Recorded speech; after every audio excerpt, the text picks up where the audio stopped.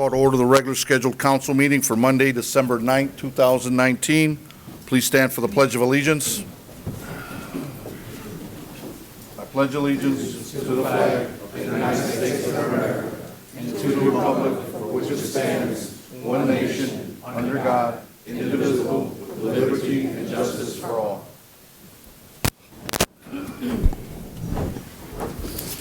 Madam Clerk, roll call, please. First District Councilwoman Myrna Maldonado. Present. Third District Councilwoman Brenda Walker. Present. Fourth District Councilwoman Christine Vasquez. Present. Fifth District Councilman Robert Garcia. Present. Sixth District Councilwoman Gilda Orange. Present. Councilman at Large Richard Medina. Present. Councilman at Large Emiliano Perez. Present. Councilman at Large Kenneth Monroe. Present. Council President Lenny Francisci. Present. Can I have a motion to accept the public hearing and regular scheduled meeting for Monday, October 28th, and meeting Tuesday, November 12th? So moved, Mr. President. Second. Motion was made by Councilman Garcia, seconded by Councilman Perez. Do I have any questions on the motion? Madam Clerk, roll call, please. Maldonado. Yes. Walker. Yes. Vasquez. Yes. Garcia. Yes. Orange. Yes. Medina. Yes. Perez. Yes. Monroe. Yes. Francisci. Yes. Madam Clerk, any communications from the mayor? Yes.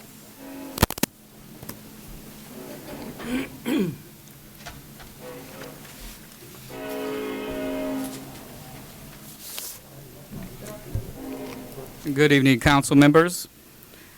It's been brought to my attention and the mayor's attention that before this council for action today is ordinance 19-0029. It's my understanding that this ordinance attempts to set the schedule of firefighters and mandates that I, as a chief, arrange the working hours of the members of the fire force in a manner consistent with the ordinance. Prior to taking action on this ordinance, I would like to ensure that this council has pertinent information and law before them for consideration. Indiana Code 36-8-3-3G states that the fire chief has exclusive control of the fire department, subject to the rules and orders of the safety board. We've passed out, and I believe they have a copy, passed out a copy of the state code for the council's review. And I would respectfully request that you strongly consider this applicable state law and not pass an ordinance that violates the established code. Secondly, on Monday, December 2nd, 2019, just 1 week ago today, the Firefighters Union Secretary, Vice President, and President approached me concerning scheduling changes. We talked, and I agreed with their suggestion that a meet and confer type of agreement or a memorandum of understanding between the parties might be beneficial. The goal was to open up dialogue and hear their concerns. The mayor and I were open to exploring this dialogue because we care about the firefighters and the citizens which we serve.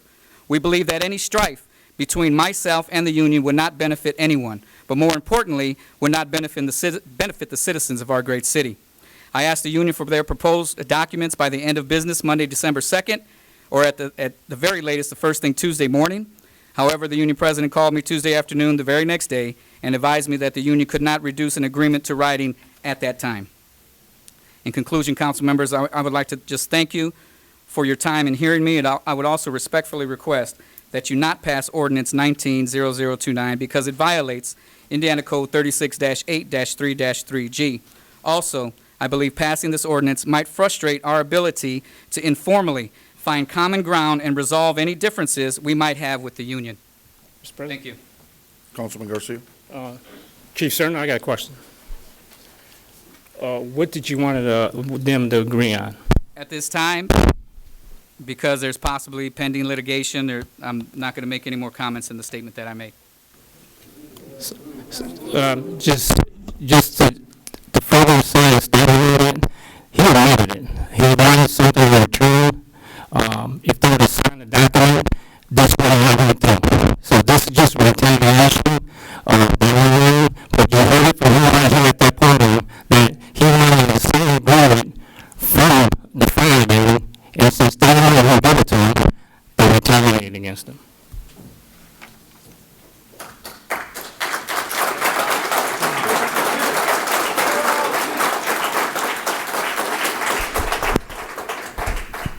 Councilwoman Orange? I think that tonight, council, we have to be careful and choose our words very carefully. This is probably going to go to court. You don't know if it's retaliation or not. You're assuming that it's retaliation, but you don't know that for sure. You put this council in danger of being sued, and I think that tonight, whatever your strong opinions are, you should be careful, because if we wind up in court. Excuse me. You're gonna have to shut the door then. If we can't have silence, we're running a meeting here. Can you shut the door? Excuse me, guys, back up. If you can shut the door. We're trying to run a meeting here. You guys want to be quiet?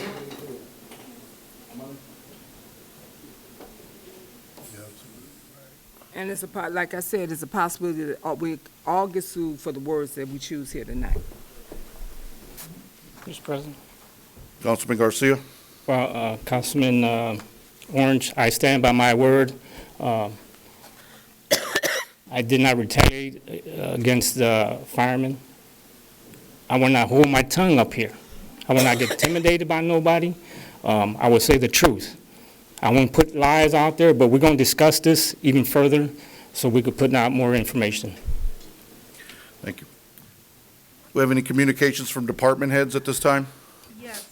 Accounts payable warrant 111519CC, 120419CC, 120919LA, 120919CC. So moved, Mr. President. Second. Motion was made by Councilwoman Maldonado, seconded by Councilwoman Walker, to accept accounts payable warrants as read. Any questions on the motion? Madam Clerk, roll call, please. Maldonado? Yes. Walker? Yes. Vasquez? Yes. Garcia? No. Orange? Yes. Medina? Yes. Perez? Yes. Monroe? Yes. Francisco? Yes. Payroll warrant biweekly 112719. Payroll warrant monthly 120219. Payroll warrant miscellaneous 120619. So moved, Mr. President. Second. Motion was made by Councilman Garcia, seconded by Councilwoman Maldonado, to accept payroll warrants as read. Any questions on the motion?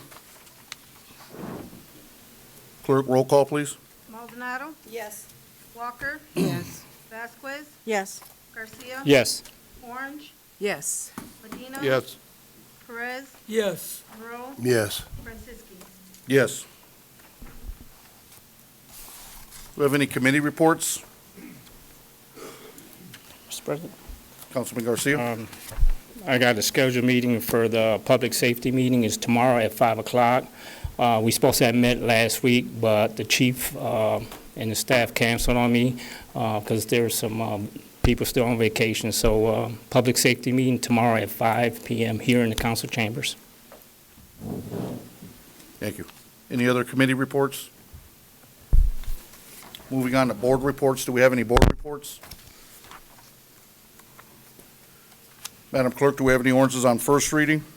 Yes, ordinance 19-0028, sponsor Councilman Lenny Francisci. Ordinance to amend ordinance 18-0018, salary ordinance for appointed officers and employees of the city of East Chicago 2019. So move on first reading. Second, Mr. President. Motion was made by Councilman Medina, seconded by Councilman Garcia, to hear ordinance 19-0028 on first reading.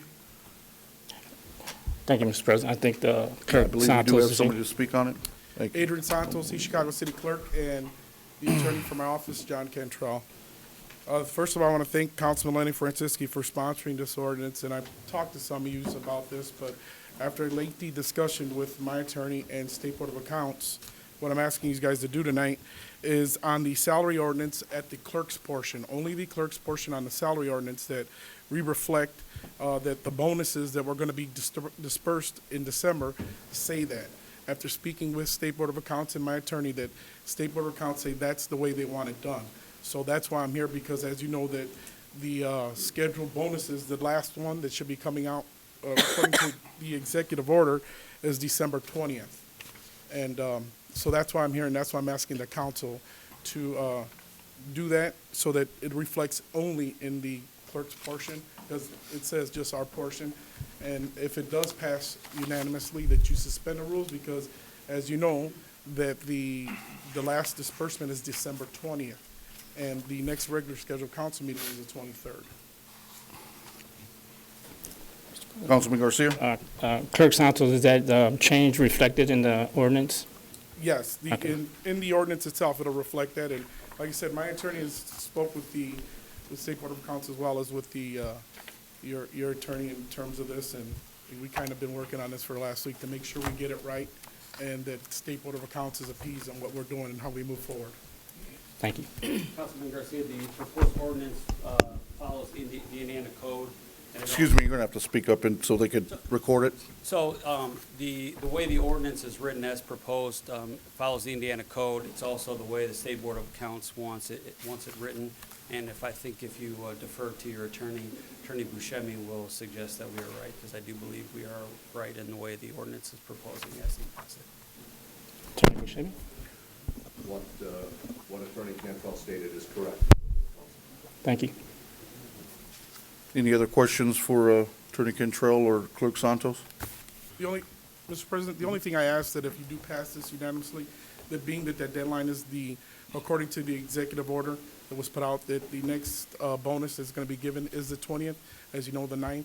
Your next regularly scheduled meeting is on the 23rd. So if you can pass this tonight, I can start working with Rob and payroll to make sure that it's available for them on the 20th with the city's bonus.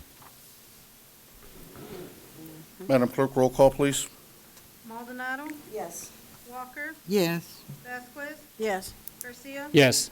Orange, Medina, Yes. Perez, Yes. Monroe, Yes. Franceschi. Yes. Mr. President, Councilman Garcia? motion to suspend the rules. Motion was made to suspend the rules by Councilman Garcia, seconded by Councilwoman Vasquez. Any questions on the motion? Madam Clerk, roll call, please. Maldonado, Yes. Walker, Yes. Vasquez, Yes. Garcia, Yes. Orange, Yes. Medina, Yes. Perez, Yes. Monroe, Yes. Franceschi. Yes.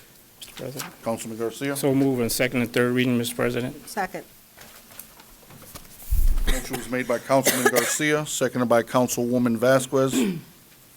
Madam Clerk, roll call, please. Maldonado, Yes. Walker, Yes. Vasquez, Yes. Garcia, Yes. Orange, Yes. Medina, Yes. Perez, Yes. Monroe, Yes. Franceschi. Yes. As the Chicago City Clerk, I want to thank you guys. Thank you very much.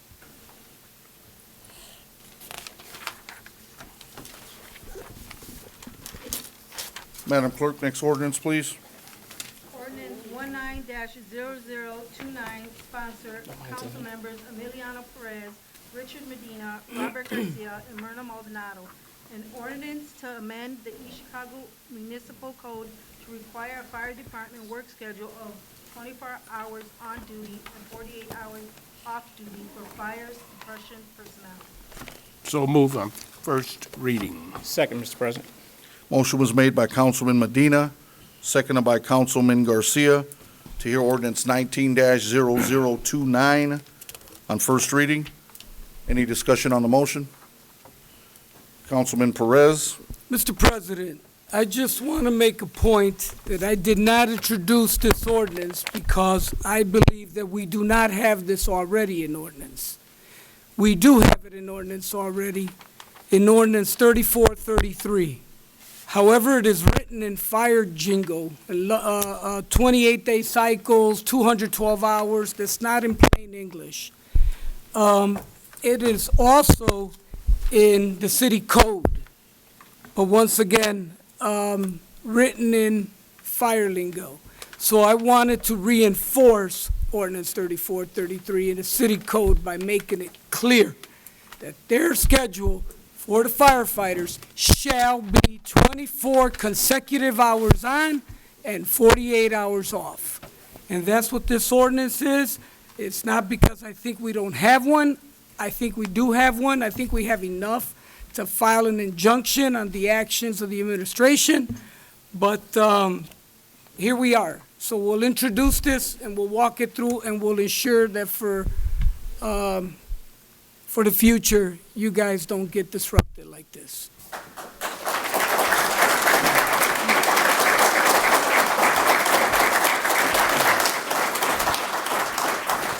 Councilwoman Orange? Whether I agree or disagree with the mayor's decision, I still believe that he has a right to do it. I don't think that, I have an employer, they switched my hours from 8 to 10, and that was my employer's decision. Whether it's the 24 hours, we've had some firefighters that came up and said that, you know, they don't get a chance to spend a lot of times with their families, and they can't take the kids to hockey games and different stuff like this. When you work 8-hour shifts, you would be able to do that. I just don't believe that this council has a right to tell the mayor or the fire chief how a schedule should be made. I am willing to go into committee, look at it, have Steve look at some stuff, Attorney Buscemi, to see where we're at with this, but I don't agree that the mayor does not have a right to set, or the fire chief have a right to set hours, and I just don't believe in that. Mr. President, Councilman Garcia? just reading what they passed out, let me find it. And this goes to G on the back side there. It said, notwithstanding any laws or rules to the contrary, we have an ordinance that bypasses that state law. One thing I want to hit on, when they got rid of the EMTs, they brought it before this council. I was not on the council at that time, but they brought it before this council. This change, they did not bring it before this council. Did not discuss nothing with this council, which is, I think, is bad. You know, in the article, Chief Cerna says Washington, D.C. has it. They saving thousands of dollars. Guess what? That's a lie. Chief from D.C. called and said they don't have it, all right? A couple things I want to discuss is that Cerna said in the paper, changes will save thousands in overtimes with increased minimum staffing per shift and hiring more firefighters. The move away from 24-hour shifts in Washington, D.C. saves the department millions. Not true. They never went to 8-hour shifts. Cerna said the administration ultimately prevailed in a union lawsuit opposing the change. I handed out this schedule here. I had Steve Dawn, our consultant, bring it up for the last 4 years. And it shows that public safety has been returning money at the end of the year back to the city. What that tells me is that what they told us that is because of cost, it's a lie. Efficiency, it's a lie. In 2015, what went back to the return to the reserve was $1.5 million. In 2016 was $2.3 million that went back. 2017 was $1.2 million. And last year, just last year alone, 2018, $4.4 million went back from public safety that they didn't use. So is this about efficiency? Nope. Is it about money? No, it's not. He stood up here and admitted that he wanted something from the union. They turned him down. What they do? Retaliated and changed their shifts. That's unheard of. I'm not going to stand for that. I'm pretty sure the rest of this council is not going to stand for this. They changed the PDs. They informed the PD, I think that first week of November and January, their shift is changing. They gave them a 2 month notice. 2 months. They give the fire department 2 days. And then what hurts me the most is right before Christmas. These guys ain't got no feelings. I don't know how they can look some of these people in the eye, or because what they did, I don't understand it. This was not about money. It was not about efficiency. The proof is on this piece of paper here that a consultant did. $4.4 million last year alone came back. We got a $32 million surplus.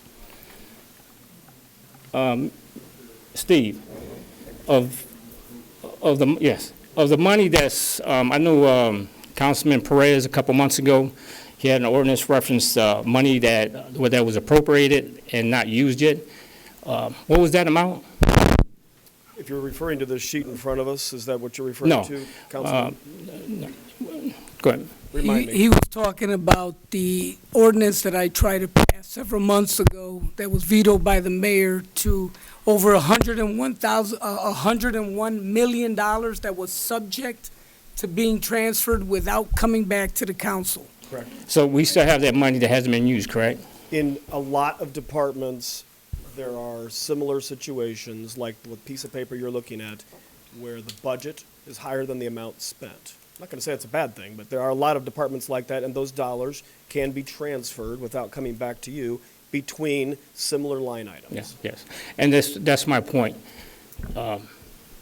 We got, I say, with this $32 million, I can safely say we have over $130 million because they got we got appropriated money they haven't used. Why they haven't used it, I don't know. Let me just make sure we're being clear. You can't carry those over from year to year. So if it was appropriated 5 years ago, you can't spend it today unless it's been encumbered by a specific contract. But there are amazing amounts of flexibility if you haven't spent all the money that's been budgeted in a current year. Thank you. Steve? Councilman Perez? I just want to touch on one issue that Councilwoman Orange brought up, and that is kind of like the mayor has the right to change your schedule. So what if he changes your schedule? Everybody gets their schedule changed. And there's some truth to that, except it's different for firemen and policemen. And the state law says it's different. That's why state law mandates a merit system to prevent stuff like this. State law has this administration has to give you due process because of that state law. Police and fire are the only ones that this body sets compensation for. We can't do it for the rest of the city, only public safety, because it is so important to the community. It does not belong in the hands of any one branch of government. So the executive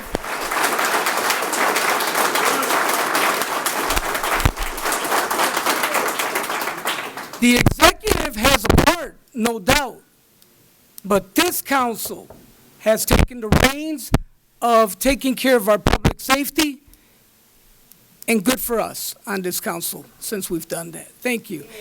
And one more note. On the sleep issue, there is no comparison, Ms. Orange, I up here, there's two of us that actually worked 24/48 up here. And sleep deprivation is a real issue in the fire service that even the fire service is not talking about it enough. Many communities are going to 24/72 and 24/96. It's amazing what's happened on this issue. I've had to go out and study it, and I'm learning so much more that I didn't even know with 24 years on the job. And to do days today, afternoons tomorrow, and midnights the following day, that is dirty low down. There's no way around that.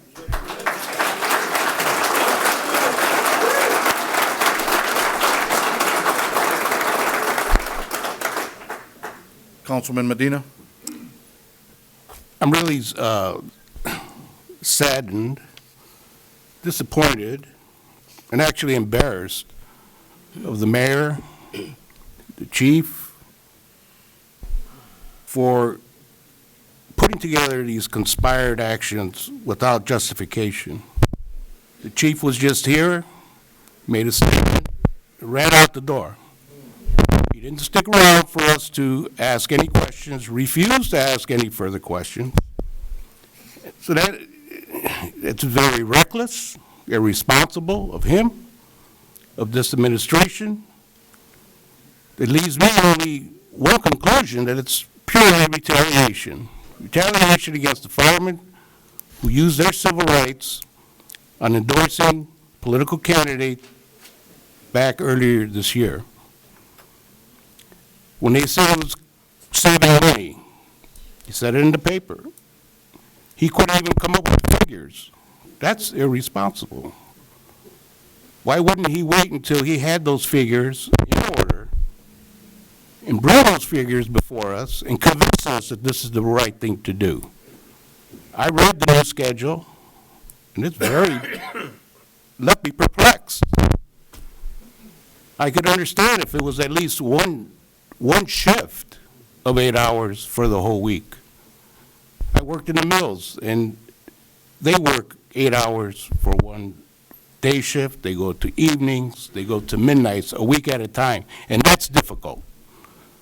And for you folks, firemen that are here, to have to do it on a day-by-day basis, it's insane. It's insane. I used to wear that bunker coat and them boots. I know the position that you're in, and I stand behind you 100%.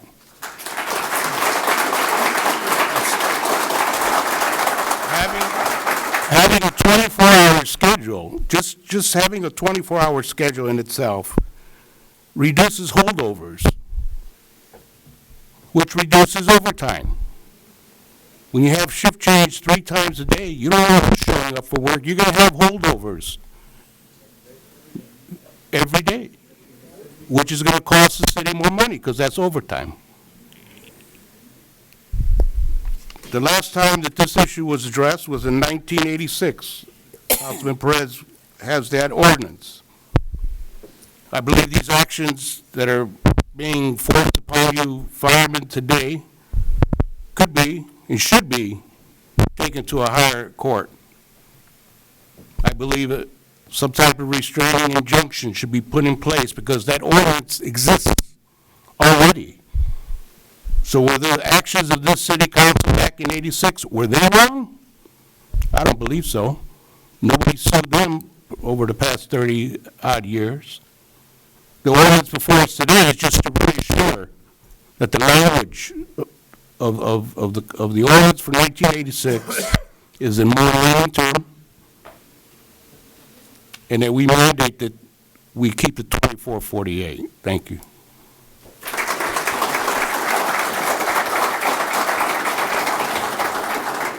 Councilwoman Orange, I yield to Councilman Garcia. Christine Vasquez. Said she yield to Garcia. Oh, I'm sorry. Go ahead, Garcia, Councilman. Yeah, just to piggyback on what Councilman Medina said. Cerner suggested the change would save thousands in overtime costs and increase minimal staffing. But when he was asked about the annual cost saving projection, Cerner said he hasn't done the math yet. That's crazy. You know, it's crazy. I know we have the union here. I'd like to hear from him also, Mr. President. So, Mr. Mata.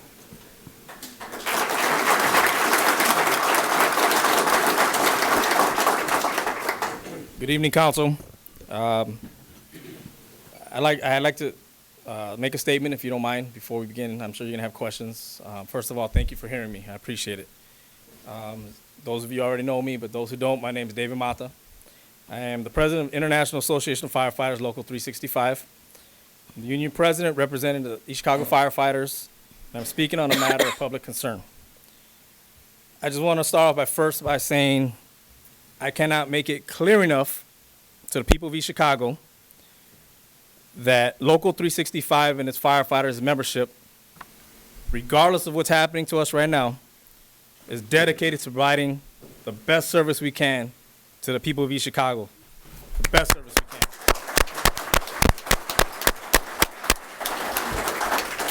can. Okay?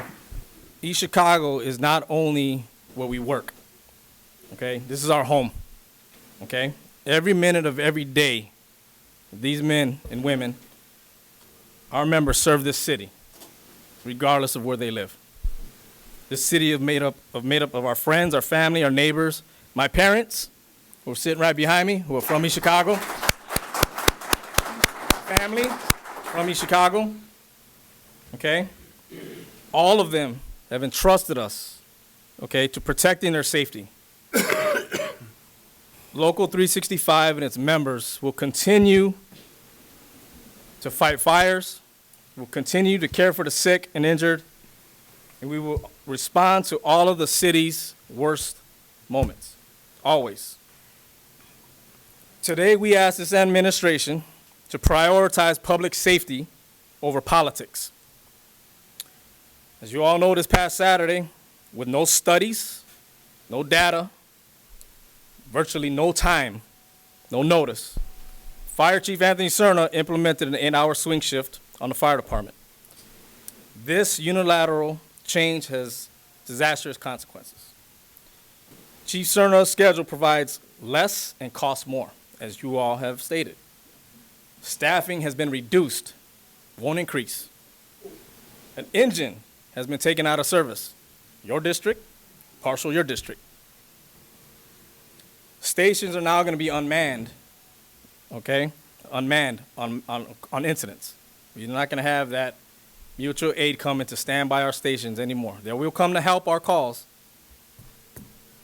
Morale, probably at its all-time low on this department. All-time low. I've been here 18 years. This is the worst I've ever seen. And I am also embarrassed of what's happening here. The city is left less safe than it was Friday, this past Friday. Now, despite cutting services, the new schedule is going to cost taxpayers more money. Prior to Chief Cerna's new schedule being implemented, overtime was managed. And it was managed when we were not even staffed at 76. We were at 70, and we still were able to manage the overtime. Okay, in the past 3 days alone, every single 8-hour shift has required the city to pay mandatory overtime. They're forcing guys to stay over, meaning the citizens are paying more for less service. This is costly and dangerous plan that was implemented by one person, Chief Anthony Cerna. He stated this system was successful in Washington, D.C., as you said, Councilman. As you all know, Washington, D.C. president informed the Times this was false. He proved it. This is not the system they use in D.C. In fact, we cannot find a single fire department in Indiana, in America, or on the planet, okay, who has the Chief Cerna model. Chief Cerna says his plan will save money. It does not. It costs more money, and it will cost more money. Now, I know Mayor Copeland is unhappy with a lot of the positions taken by our political action committee this year during the elections. And in case you don't believe it, in case you believe we did not receive that message, we have, very loud and clear. Okay, we received that message, very clear. At the same time, we have to believe you want the best for the city, just as we do, and as you as the council do. We believe that Mayor Copeland has relied upon bad advice given by a department head who is tasked to the safety of the citizens and the safety of his firefighters. Chief Cerna's system costs more and provides less. This high-priced plan gambles with the citizens' and firefighters' lives. Political grudge cannot take priority over the safety of our firefighters and our citizens. As firefighters, we are team-oriented problem solvers. As a union, we are team-oriented problem solvers. When I took over in January as union president for Local 365, my goal was to have an open line of communication with our fire chief, our management, our council, and our administration. And it's still my goal to this day. We asked the mayor to work with us. He has shut the door on us over years and years and years.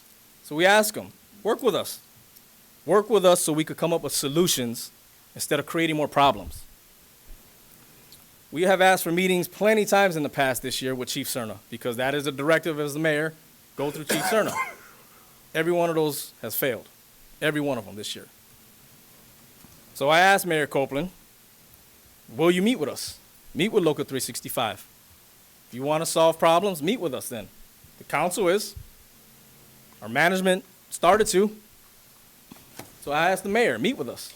If you want to solve this and you're concerned about the safety, meet with Local 365 and the council together, and let's come up with solutions, not continuing our problems. So we'll meet anytime with the mayor, anytime he wants. My door's open. He's got my number. Anytime, any place, anywhere, we can meet. And just to reiterate, this system, it just endangers too many people. It absolutely endangers our lives. You know, I'm already feeling the effects now. I've had about 7 hours sleep since Saturday, since Friday at that, since it's been implemented. I got off midnight shifts today, and I'm trying to make it work now. I can feel it. And now if you think that's safe, then you guys look my parents in the face right now, and you tell them if you think that's safe for their son. So I just ask that this mayor prioritize public safety over politics. And I ask that East Chicago deserves nothing less. Nothing less. Thank you for that. Appreciate it.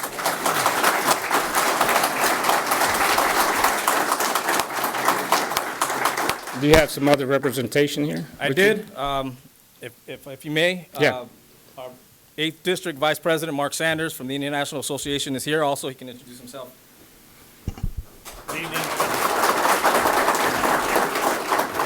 Good evening. I am Mark Sanders, and I am the IAFF 8th District Vice President that represents 5 states, Michigan, Ohio, Kentucky, Indiana, and Illinois. I'm here on behalf of Local 365. I can't do any better than President Mata just did. I can't do any better than Councilmember Perez and some of the other comments you have made. I'm here, I guess, at the indulgence of President Franciski and Council, just give you a little bit of my observation in leading a district with 43,000 members, 780 locals, just like the one you have here. And it's been my experience that, first of all, President Mata does not want to get up here and address you over this. He would rather be working with the fire chief, working with the mayor, hammering out some agreements on how to move forward and keep this off your plate. But I believe that you must know that it is in your interest to protect the public safety. It might not be scheduling, it might not be what color the apparatus are, it might not be the uniforms they wear.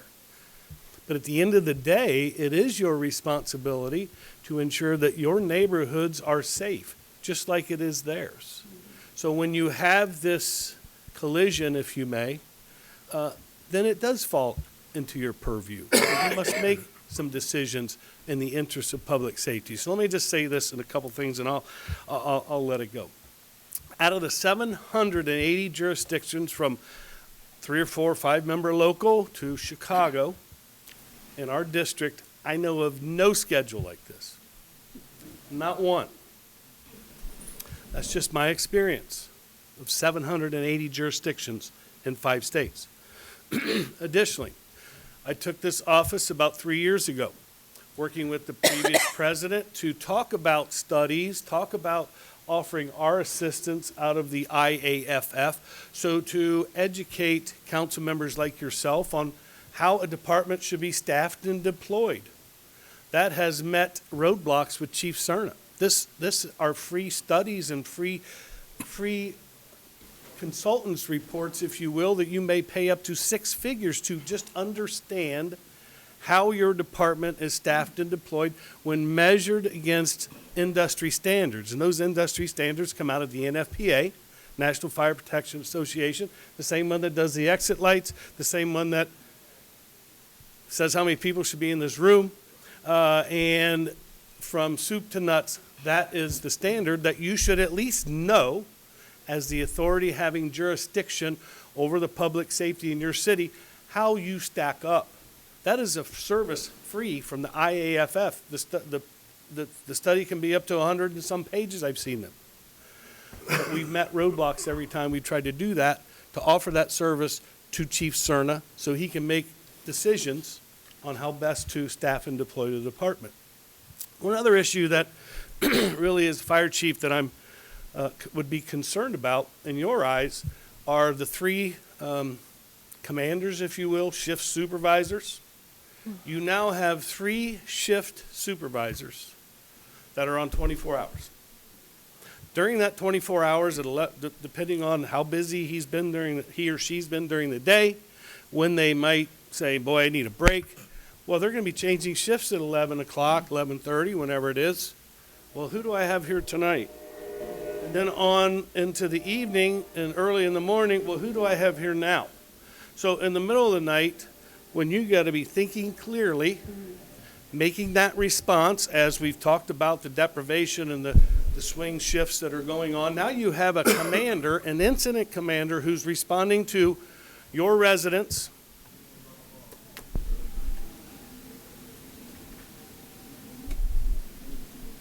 That's about 10 seconds.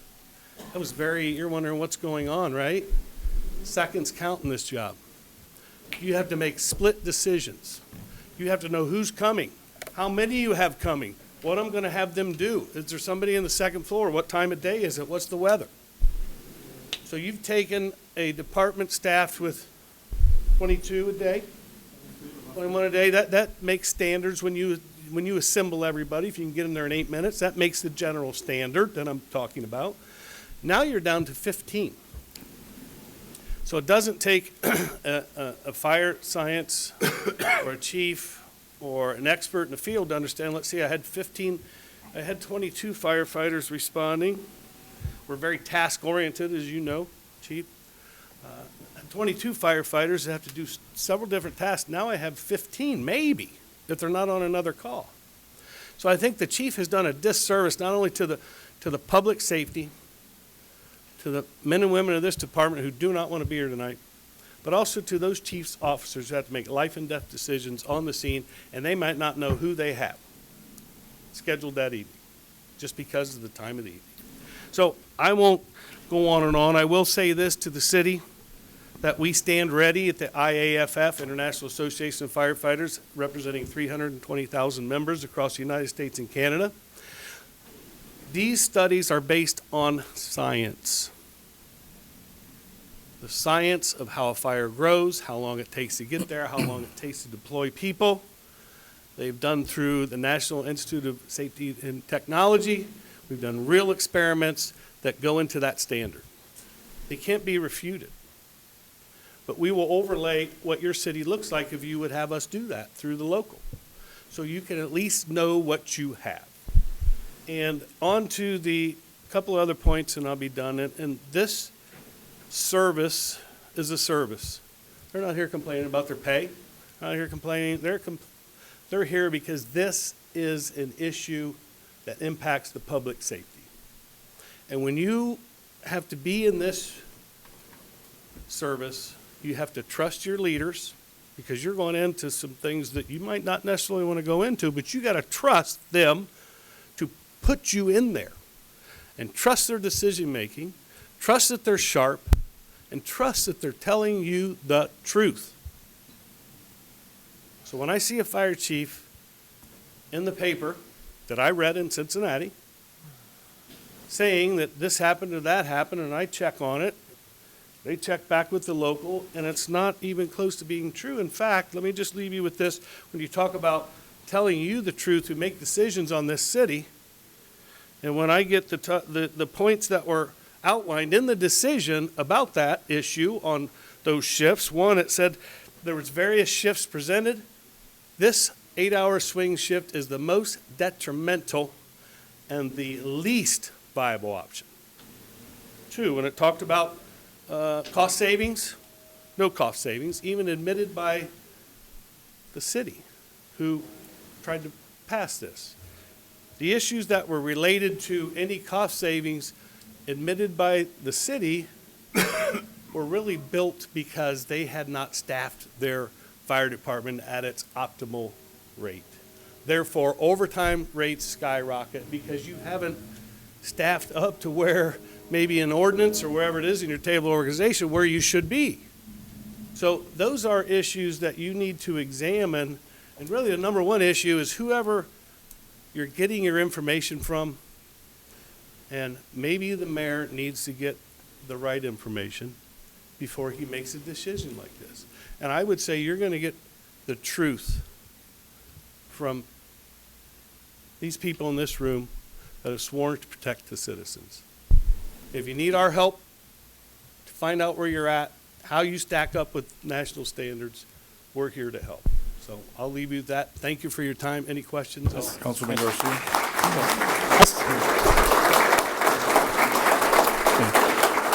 The information you say you need, is that the GIF information? Is that what they call it? Yeah, Yeah. yes, a Okay. GIS, a Geographical Information Study, and again, it's science. It's not, hey, I want I want my firehouse to have a better response. It is, they'll overlay everything right here in this city, take all your demographics, your road miles, speed limits, all that, lay it out in a scientific document. Yeah, I've been trying to get that information the last couple of years, and I've been I running into understand. roadblocks. And the reason I was trying to get it is trying to be proactive with the rest of the council here, the Public Safety Committee, but I also ran into roadblocks of trying to get that information. Mr. Mata, the training towers, can you explain the training tower to us? The training tower at Yeah. Central Fire Station? Yes. Okay, what about it? Is one of the best in Northwest Indiana? The training tower that Yeah, we have? yeah. It's a great facility, but it's empty. Yeah.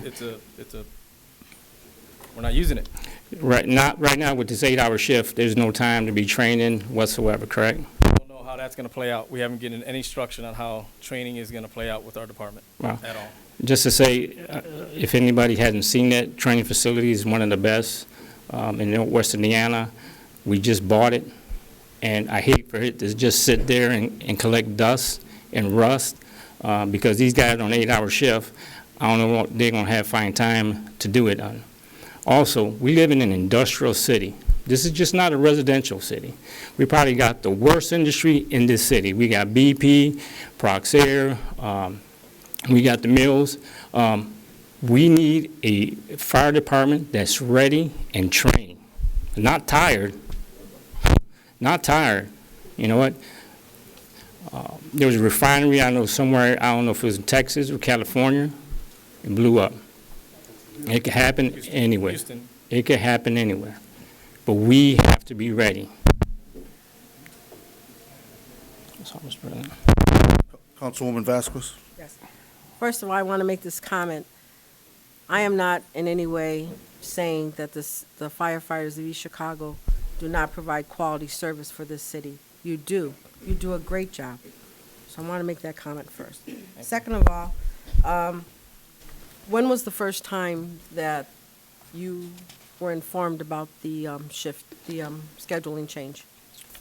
I wanna say. Was it, let me, Okay. the second part to that was it just a week before you actually had to go in and start doing the scheduling changing, or was it before that? There were threats from Chief Cerna a couple months ago. There were threats saying that, you know, we may potentially be going to another shift, and, you know, there was nothing ever definitive, you know, nothing ever set in stone. It was always just a threat. And at that time, when you say he made that threat, did you meet with anyone else at that time?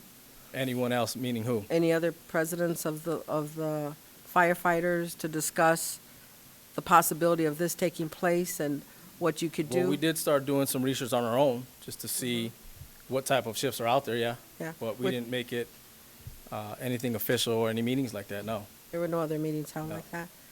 And at no time did Chief ever approach us neither, you know, with all this scheduling or his ideas or anything like that.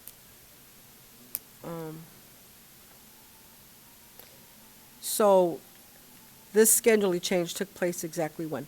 Saturday morning, 07:30. So you've only been on it for how many days? Just not even a week I yet? don't even know, we're on Monday. Okay, so what are some of the problems that you've encountered? So far, just myself, well, I can tell you right Just the now. fire that department the in sleep general. alone is definitely taking a toll on me already. No, and I understand that, and don't think that I don't have, Yeah. you know, Well, the feelings about- overtime, we're forcing these guys to stay home now, to stay at work now. Mm-hmm. These guys who had prior plans on their days off when we were on 24/48s, they're now forced to stay overtime Mm-hmm. to man stations to keep up with whatever minimum manning that we have, which we don't even know for a solid number what it truly is. We haven't been given any instruction on this. We haven't been given any instruction on who's on vacation. So guys are scrambling, not knowing who's on vacation. This whole thing was implemented way too fast, and they didn't give big thought of it because everything's erratic right now. Everything. And like our District Vice President Mark Sanders did say, our assistant chiefs, they're extremely stressed right now because they have to manage all of this, and they're scrambling. You completely ripped apart our incident command system, and so they're stressed. It's stressful for everybody right now. Well, I'll say this, it's up for first reading tonight, I will definitely support it tonight. However, sometimes when, such important issues like this come at the 11th hour, and we receive 3 or 4 handouts that they want us to read 20 minutes before the meeting, isn't fair to us either. Okay, and I'm not saying I'm not understanding or I don't have, I'm not feeling what what you guys are going through. Even though I know a lot of you have your own opinions and you post them. Yep. But that's not how I'm gonna make my decision. So I just wanted to make that clear. And I just wanted, so my other question is for Attorney Buscemi. I want your legal opinion as to, is it our responsibility to set schedules for these, for the fire department? Whose jurisdiction does that fall under? Thank you.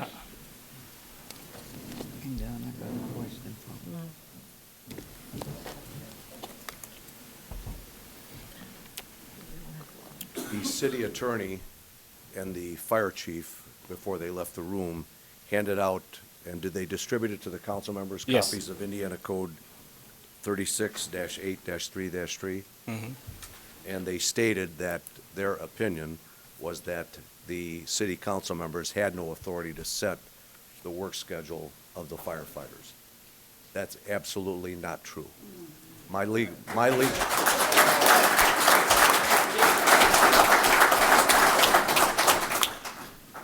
opinion, Councilwoman, is that you're the governing body, you're the legislative body, you're the fiscal body, and you have absolute authority, ultimately, to go beyond whatever policy is implemented for your city departments by the mayor or by the department head to set that policy when you see that there is a need to do so. There are actually 2 existing parts that Councilman Perez and Councilman Medina referred to already in the municipal code, 2 prior ordinances that actually address firefighter work schedule, firefighter hours of work, and firefighter duty hours.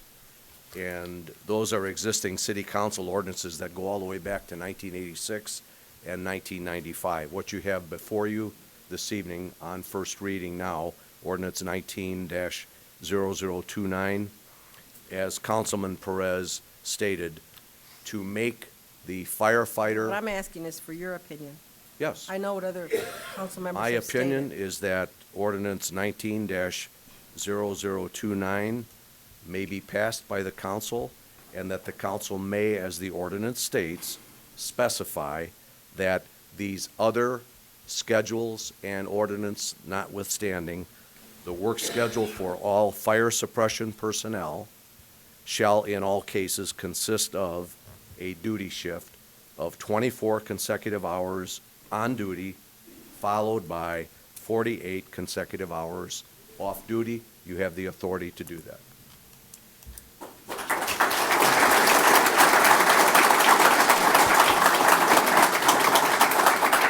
Councilwoman Walker? Lenny, I would like to ask the president a question. Yes, ma'am? You said that they were closing the fire station by my house? Not the fire station, ma'am. They're shutting down the first line pumper in your district. Don't It is they- out of service currently right now.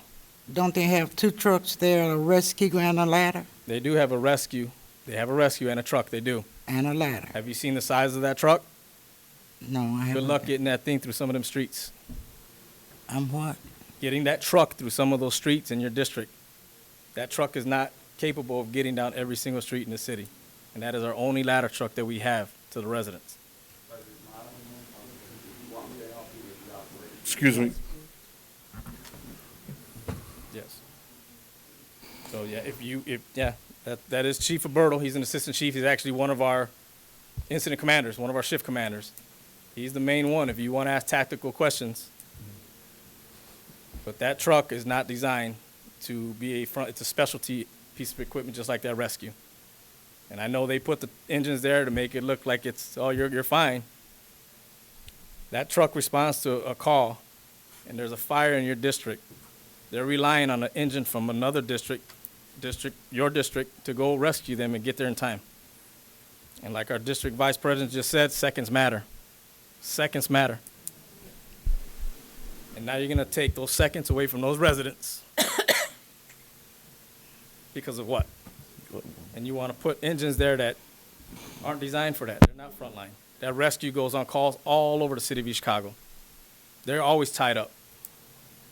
And you're gonna leave that truck there by itself with 2 people on it who don't even participate in firefighter suppression. You have a safety officer and a driver. Isn't 4 people there all the time? No. No. Our staffing is not, we don't know what our staffing is. It's different every day. We've been trying to staff that truck properly for years, and it has not been. That's a 2-man operation just to operate that truck. Every working fire, if you watch them, Ms. Walker, every working fire we go to where that ladder truck is set up, you're gonna see that driver and a driver from another pumper helping him because it's a 2-man operation. We have our engineers, I don't know if they're in here now, they'll tell you, I've been pulled off my assignment to go help that truck. So just because it's there doesn't mean that it's gonna be your best option. It may or may not. I don't wanna be willing to take that chance. I don't know if you do, and I don't think your residents do. Okay. Councilman Medina? Mr. Buscemi, or Mr. Dalton, with regards to the salary ordinance, does that reflect the 24-hour schedule? It does, but it doesn't specify that the specific work schedule for fire suppression personnel shall be, in all cases, a duty shift of 24 consecutive hours on duty, followed by a 48 consecutive hour off-duty term. Does that open another can of worms? I mean, with regards to vacations, sick days, et cetera? How do you interpret that salary ordinance to this new shift? Well, the new shift is not consistent with the salary ordinance that the council members have passed. So that, again, you're putting the cart in front of the horse, because that has to be addressed just the same. Am I correct? Correct. Thank you. Councilman Monroe? Could we have the young man come up and speak, Chief? Chief Bertle? Yes. Chief Bertle? Yes.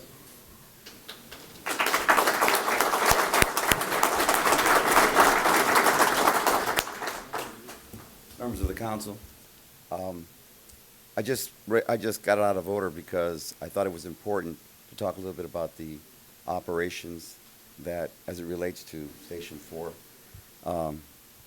First of all, my name is Carlos Berto. I'm an assistant chief, 30 years with the East Chicago Fire Department. Been through the ranks of captain, district chief, deputy chief, interim chief. I've served this city because I love it and I know what we're talking about here. This is a very dangerous territory as it relates to what's happening at Station 4. They repositioned Truck 1, Unit 2521, to Station 4, and 2531, which is our rescue, at Station 4. And they put the pumper with 750 gallons of water, the front line attack pumper, on reserve. The truck has 300 gallons of water. It takes almost all of that to get it in operations when you set it up. 300 gallons of water to attack a fire in a home is not a lot of water. You can manage it. Our guys are good.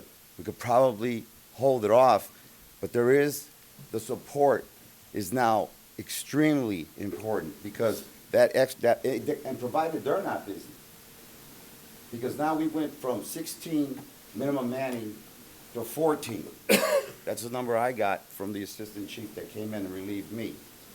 That makes me very nervous that we don't have a pumper in that station. The truck doesn't have the agility or the manpower to be able to navigate through our streets and to be able to secure a water source because of the way the 5-inch is laid in there as opposed to the truck companies. It's just very difficult, man. We'll get it done. but it's a compromising position for everyone. So that also puts 5 men were at Station 2 over in the harbor at the minimum. Now there's 3. Okay? Now there's the busiest territory in the city. Over at Station 1, there used to be myself and minimum of 5. Now there's 3 and myself.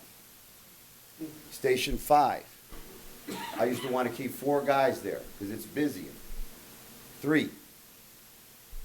So now we've reduced our manpower. I don't know how I don't know how, somebody said something about it helped with manpower. I haven't seen it. I was the first guy to implement this on Saturday. Came into a wasp's nest. I had to, because the truck company was still at Central, I had to get her over to Station 4. I had to get the rescue over there, so I had to keep people overtime to get over there, to get the truck over there, bring those men back. So all this stuff had to go. Once I got it, I had to keep 4 people overtime. I had to keep then I had 2 guys that didn't understand the schedule, so they came in late. I had to write them up. Okay? I had to write them up. All right? But this was given to us just like it was given to you tonight, and then we need to make sense of it. But we got it done. Okay? The city never was not protected. Now, as it relates to my duties, the service requires me to make rounds on every shift change. So I started my day at 0700, and I didn't get to my room and try to rest till 1:30 in the morning, because I had to make every shift. And I had to calm their fears and their uncertainties and get them present so they can do their job. This has been disruptive. Okay, we're human beings. Okay, we need to be treated as such. All right? So it's irrelevant what I don't agree with you or you don't agree with me. At the end of the day, don't compromise the safety of the citizens and the safety of our firefighters. It's not fair. So operationally, it's a nightmare. I'm going to show up to work tomorrow morning, and now I had a turn. I knew my men, okay? I knew their strengths, their weaknesses. Now I don't even know half of these guys who I'm supervising. So I don't really know. That's reckless. That's reckless, okay? Because it's my job to get them home in the morning. So we didn't get sleep before. We certainly ain't going to get sleep now. And the way this thing played out, I've never seen a schedule like that. I've never seen a schedule like that. It's malicious is what it is. But I just needed to clear that up. That's just the operational part. To say nothing of the human factor, how these men are feeling internally. I had to tell them the frustration and the uncertainty that you have, don't take it home to your families. Don't do that. Because it could happen. We're human. Okay? Start taking it out on your kids, your wife. Why? Why is this necessary? Okay? So let's fix this. Please. If you have any other questions, I'll...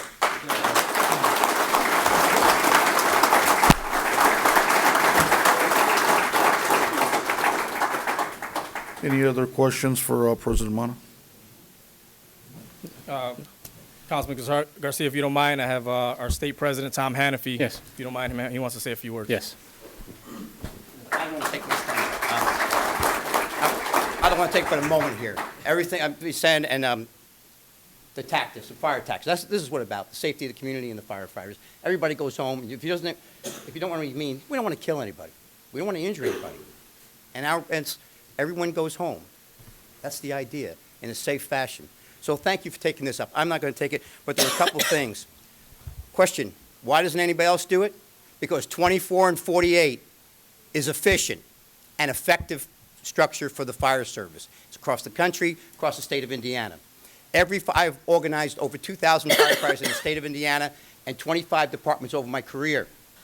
Evolving departments, suburban departments, and the first thing they want to get to is the 24 and 48 schedule, because it's efficient and good use of the taxpayers' dollars. I ask you to pass this ordinance and get this done. I don't want to take up any more time, but thank you for considering this, Mr. President, and glad to answer any questions. Councilwoman Orange? So you said there are some departments that are not 24 and 48? Volunteer departments. Volunteer departments. Yeah, volunteer departments, suburbs, evolving departments like in and around major cities that go in. It's a little different than here, the Philly developed Lake County. But if you go around Indianapolis, as they evolve from volunteer into career, they all go to 24 and 48 when they start a paid department because it's more efficient and effective. So when they're volunteer, what are the hours? They come from home.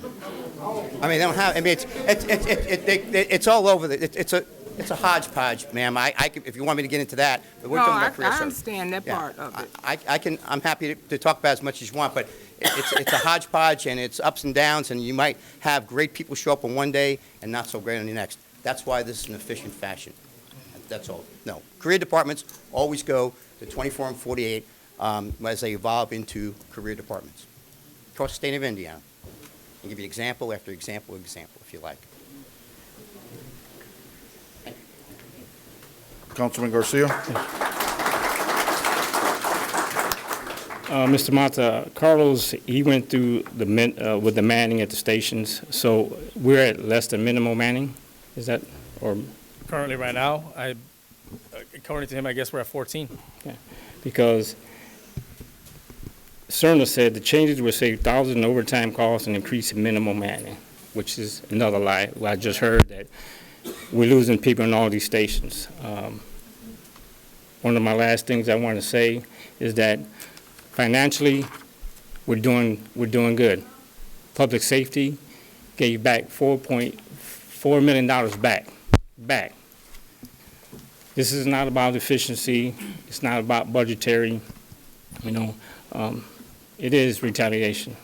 And it goes, the mayor said, it's not about retaliation, it's about efficiency. Tradition can never trump efficiency. Well, I'm here to tell the mayor, truth will always trump the lies.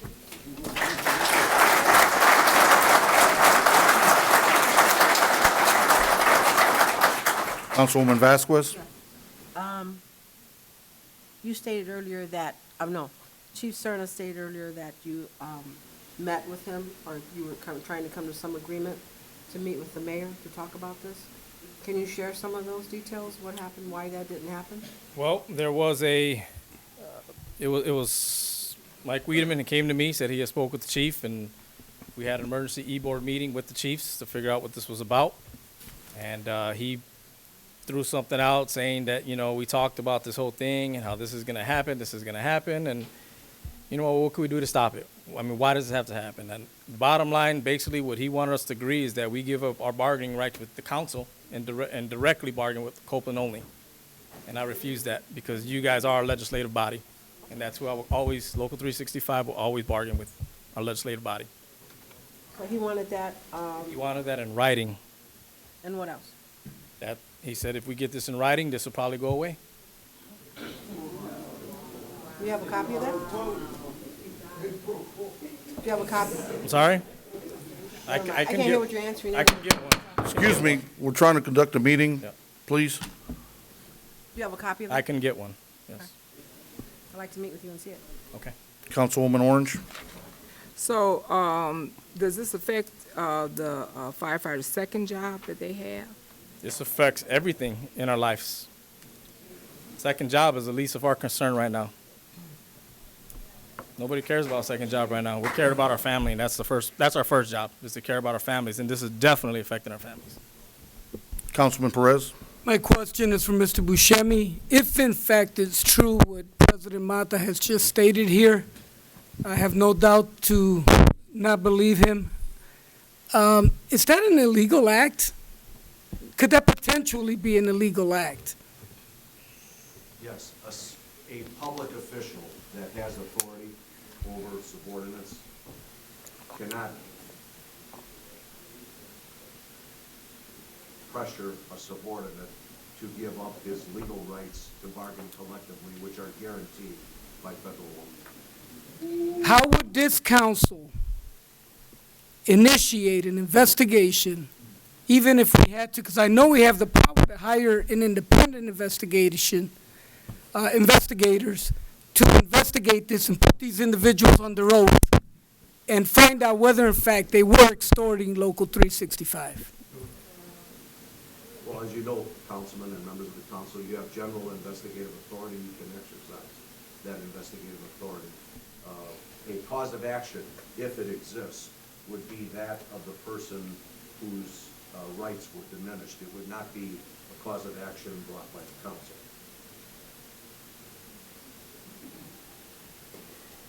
Thank you. Thank you. Thank you, Council.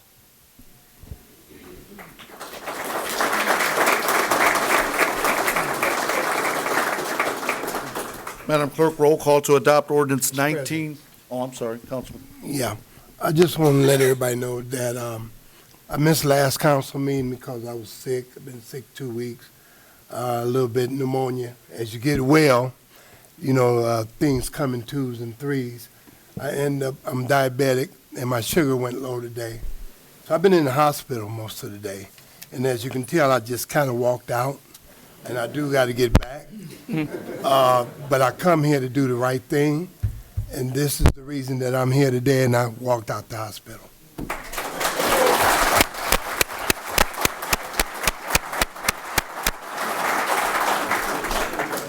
Mr. President. Attorney. It should be noted for the record that Councilman Monroe is a co-sponsor of ordinance 19-0029, which is set for roll call vote on first reading at this time. Madam Clerk, roll call to adopt ordinance 19-0029 on first reading. Maldonado. Yes. Walker. Yes. Vasquez. Yes. Garcia. Yes, for Chicago. Orange. No. Medina. Yes. Perez. Yes. Monroe. Yes, that's why I'm here.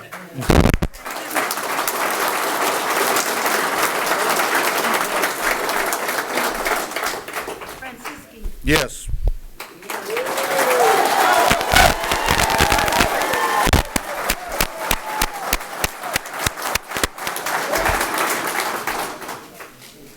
Madam Clerk, any ordinances on second reading?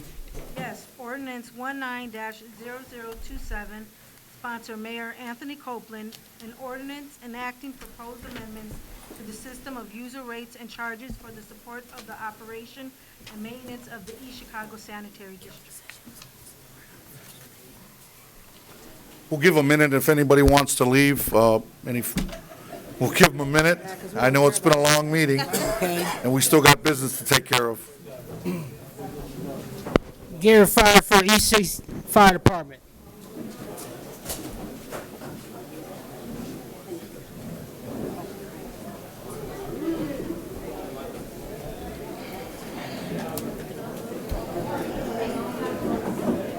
That comment right now, say we don't care about anything else except fire, right?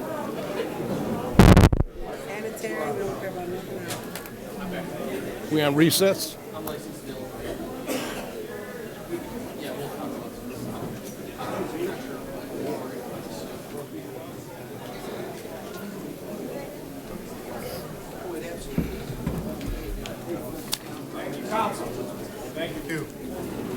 Hey, Dave. Thank you, very nice to see you, man. How you doing?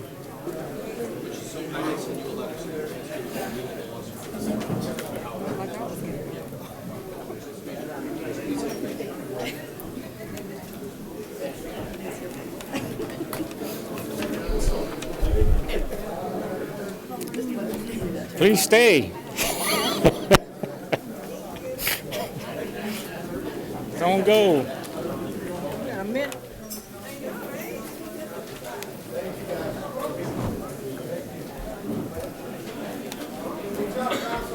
Thank you.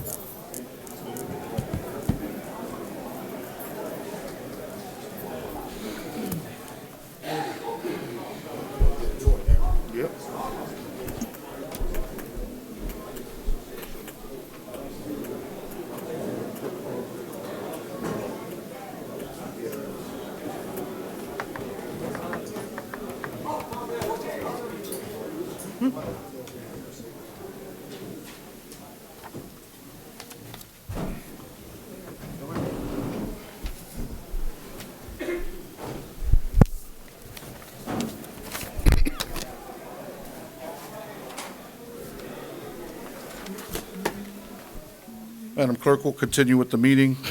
Any ordinances on second reading? Yes, ordinance 19-0027, sponsor Mayor Anthony Copeland. An ordinance enacting proposed amendments to the system of user rates and charges for the support of the operation and maintenance of the East Chicago Sanitary District. So move on second reading. Second. Motion was made by Councilman Medina, seconded by Councilwoman Maldonado, to hear ordinance 19-0027. Oh, Vasquez, I'm sorry. Vasquez on second reading. Any discussion on the motion? Councilman Perez? Mr. Buscemi, would this be a good time to read my letter into the record? Yes, it would. Mr. President, colleagues, I took the liberty to draw up a fiscal response to the mayor regarding this proposed sewer rate increase, and I've given all the members a copy. At the end of me reading it into the record, if anybody would like to add their name to it, I would Mr. Perez? I would ask the president to take a roll call, anyone that wants their name added to it. So with that being said, I'd like to go ahead and read this into the record. The undersigned members of this East Chicago City Council officially files this fiscal response to ordinance 19-0027 as proposed by the Sanitary District and the mayor's letter dated November 19, 2019 to council members, which outlines the need for the $12.5 million Phase 2 improvements to the wastewater treatment plant and collection system in order to reduce the combined sewer overflow into public waters. The mayor's letter states that in addition to $5 million in funds on hand, the Phase 2 improvement project requires an additional borrowing from the state revolving fund of $7.5 million. Based on the information presented to us, we do not agree. We support the needed Phase 2 improvements, but are not supportive of the increase in the sanitary district user rates proposed by the mayor as the method to fund the $7.5 million needed for this improvement. We are entirely in agreement with the mayor and the sanitary district have a legal and ethical responsibility to follow the court-ordered long-term control plan. So although we find the $12.5 million project as proposed to be important and timely, we do not agree that increasing the sewer rates for residential properties by 40% or more is necessary to meet those responsibilities. Based on the information presented to us, there are other funding options which we have found should first be considered. Finding 1, the sanitary district has sufficient cash reserves on hand to add more than the proposed $5 million on hand for this project. This would help reduce any amount borrowed. Finding 2, the city can use other cash reserves in the general fund, which are projected to exceed $32 million by the end of 2019, and the gaming fund, which contains miscellaneous revenue to offset some, if not all, of the remaining proposed $7.5 million budget. Finding 3, the bond financing proposed by the sanitary district contemplates $616,000 per year in new revenues needed for the debt service payments. But the proposed sewer user rate increase would generate new revenues of $1.8 million per year, which creates an onerous burden on the property owners to pay substantially more than merely the amount needed to service the debt. Only 1/3 of the proposed user rate increase would be needed for the important long-term control plan. The rest would be used for increases in spending in the sanitary district. Some of the proposed operational increases seem overly aggressive. We would like to work with the mayor and the sanitary district to plan for a more conservative cost increase. Finding 4, the sanitary district's budgets more than $800,000 in payments in lieu of taxes each year back to the city. This amount is transferred to the city's general fund annually. The general fund has an excess of $30 million in cash reserves. Therefore, we don't feel that the amount of the annual payment in lieu of taxes, in order to reduce the burden on the residential user rates. It may even be possible to eliminate the payment in lieu of taxes entirely and use the existing rate structure and revenue stream to finance the proposed bond. Finding 5, with the $5 million on hand in available reserves from 2015 bond issue, we feel that the sanitary district and the mayor can begin the needed Phase 2 improvement project immediately, while working with the city council on a revised plan for financing or user rate increases. The city council suggestions are in support of the sanitary district and the mayor's efforts to complete the Phase 2 project in compliance with the court order. We welcome the sanitary district and mayor's efforts to move forward on Phase 2 project without a sewer rate increase. Based upon these findings, we feel that increasing user rates on all properties on a hurried timeline would be a dereliction of our responsibilities as elected city council members. We suggest a more complete financial planning process with the mayor and the sanitary district group to levying any user rate increases, much less the rate increases as substantial as these that are proposed at this time. Mr. President, if any council members would like to add their name. Councilman Monroe? Councilwoman Maldonado? I have a question. Mine, Sue. Okay, Garcia. Councilwoman Orange? I have a question for Councilman Garcia. So on this proposal that you're saying, we are letting the Mattel Steels, the BP Amicals, we're letting them off the hook as far as that we're covering their cost in here? If that's the way you want to interpret it, it's because they're off the hook. Well, I'm answering yours. No, I'm asking a It's question. because they're off the hook now. I'm saying don't change the rate structure as it is now when we have the money to pay it. That's what I'm saying. Why do we have to raise the sewer rates by the enormous amount that they want to raise them to pay this? We have alternate funding sources. If we didn't, and I understand, Ms. Orange, you're just going to carry the mayor's water. That's okay. You know what, But JR, don't tell me. Well, you should have been. Don't, I should have been. That's why you guys are upset. Absolutely right. There's You the should truth. But the bottom line is I represent the people, not the mayor. Okay. So I have asked a Excuse me, legitimate excuse me, question. Wait a Councilwoman. minute. No, wait. Let me stop JR from saying what he said. So don't tell me about carrying nobody's water. Because one thing about it is you can write up all the little fancy notes you want to. I still say that you are letting the Mattel Steels and the BP Amicals off the hook. Now, if that's carrying his water, I'll carry it on. Councilman Garcia? Yes, I don't think we're letting Mattel and BP off the hook, because, Doctor, can you take the stand, please? The amount of sewage we charge them is according to the amount of water they use, correct? Yes. That's correct, isn't it? And that's not. Also, the charges also. Excuse me? It depends. There is strengths and there's charges. There's two.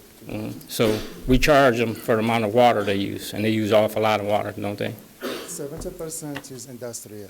Mm-hmm. So maybe I have to respond to some questions or that suggestion that Councilman Perez, he said that we have enough. I give him just an example. Right now, if we have zero interest, that means we have this 7.7 million as a zero interest. We should still increased the raise by 32%. The increase by 2% for interest rate will add just 1.3%. So that means in 3 years, we'll be adding $12 for 5,000 gallon users. That means $144 in 1 year. So this is, then we have to aside some money that is required from the bonds. Even you pay the interest rate, you have to have sufficient fund, maybe 1.7 or 2 million should be aside. So we don't have enough money to do it. Then we cannot pay, as it's stated in the, we discussed this is last time, from the IC Indiana Code 36-9-25-11, sewer users should, that has been discussed last time, they should pay for any, and this is state's code, not the city. So there is something also that I have to respond to him. So this $144 in 3 years, we get $7 in the first year, then $12 in 3 years. $144 in 1 year. Do you think this is very 40%? 40%, this should be 33.3%. That means $12 per year, $12 per month for 5,000. The average, the users is like 3,000 gallons per month to 5,000. This is the average. So it can be less or more. So when you say 40% is not correct, we'll be adding $12 per month increment in 3 years. So it's not something different. Then there is something else that we have to know. If the project has been carried out in 2015, the city should pay 12 million because bond in 2015 was 12. It has been 12 million, 6.5 has been used and 5.2 that is left. Right now, just the phase 2, the project is 13 million. That means in 4 years, the city has to pay 7 million more. You have to know, this is not, we are doing, I'm with the residents. I'm feeling everything that should be. I'm not defending the city, but I'm defending this is science. Then 2015 bond, they were, interest rate was 3%. 3%, then the last years it should be 4%. This is just 2%. So, if you have Councilman Monroe? Yes. Are you talking $12 per household? Yes. How do you get to that? When There is a everybody study got that we did. different levels of payment. Yeah, so we have the It's study that has been $12. done. If you want, you can give you more details. That has been discussed last time for 2.5 hours. So. Okay, but answer my question. Yes, it has been done. We have specialists here that they did design depending on the data that we have, how much have we been charging, what is the maintenance, what is the operations, what is the revenue, what is And the that expense. average out to $12 per household. Yeah, incremented in 3 years. First year it will be $7 and 2 and 1. So this is maximum. Councilman Garcia? Yes, to me, it's simple math. We got a surplus of $32 million. Why would I go to a bank and borrow money when I got money on hand? We discussed last No, time. that's incorrect. Our Lord told us the right thing. You know, he told us the right information. This is what you. And it's crazy for us to borrow money when we got money on hand, right? Some of that sanitary prior to you was mismanaged. I can't blame that on you. There was a company that was running it with Crowley, I believe. You know, they was paying them roughly about $500,000 a year to run that place, and I see that you ran it to the ground, and then they got you right after that. But it's been mismanagement. I don't know how many years he was there, and he was getting paid $500,000 to run that place. All right, that money could have been going towards this project. That's me. You know, That's my words. So. that's not you. Like I said, but there's no way that I'm gonna say yes. We got money on hand. I'm not gonna burden the residents of increase because it's gonna go in. It might go up after that. Nobody knows. Just to let you know that we are the lowest. The average is $48 in statewide. We are right now at 20. Yeah, and we're going up. Which we like $8 per month. Yeah. So for 5,000 gallon users. So it's, but if you, I give you an example. Right now we are, the more we deny the projects or we delay the projects, it's just more charges that should to be included in the project. Every year, 3%, 5% is easy to be added to the project. And the more, it will be added more, so. But doctor, you got to understand where we're at. We got money. We could pay for that project. I'm talking And technically. so there's no need for us to borrow any money. When we got money, we got a surplus of $32 million. That's where we're at, Doc. Councilman Perez? Dr. Zarway, I know you. I was part of the hiring crew when we hired you, and I think you're a fantastic individual and a great, we're lucky to have you here in East Chicago. I will tell you that your project will get done. It's not with us that you have a problem. You're going to get your money. The money's there. They have to do it by a consent decree. We disagree on the funding mechanism. I'm speaking for myself, am not going to support a rate increase. The money's there. Why? And then, you know, when you talk 30, 40%, yeah, I don't want to put you on the spot, but I know your salary, and I know it's nothing to you, it's nothing to me.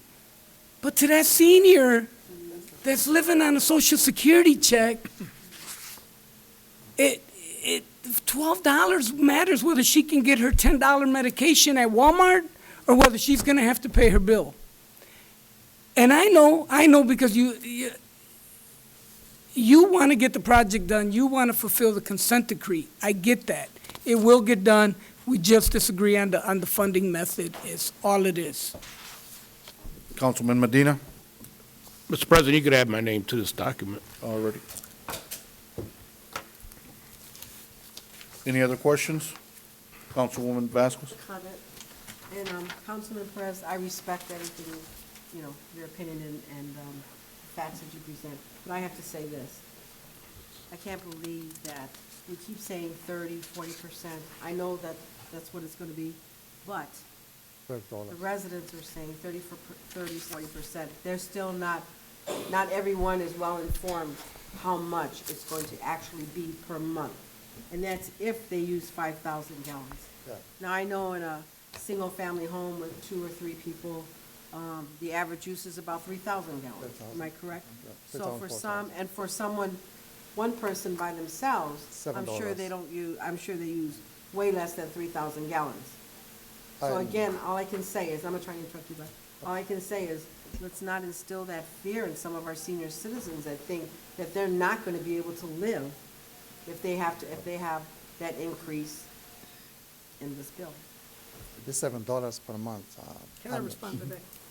Councilman I'm Perez? using their numbers, Councilwoman Vasquez. I didn't create these numbers. I'm using the numbers the administration brought forward. They based it on the 5,000 gallon. Right. If they wanted to do it incrementally and show a different graph, they should have done that. It's not for me to do their job.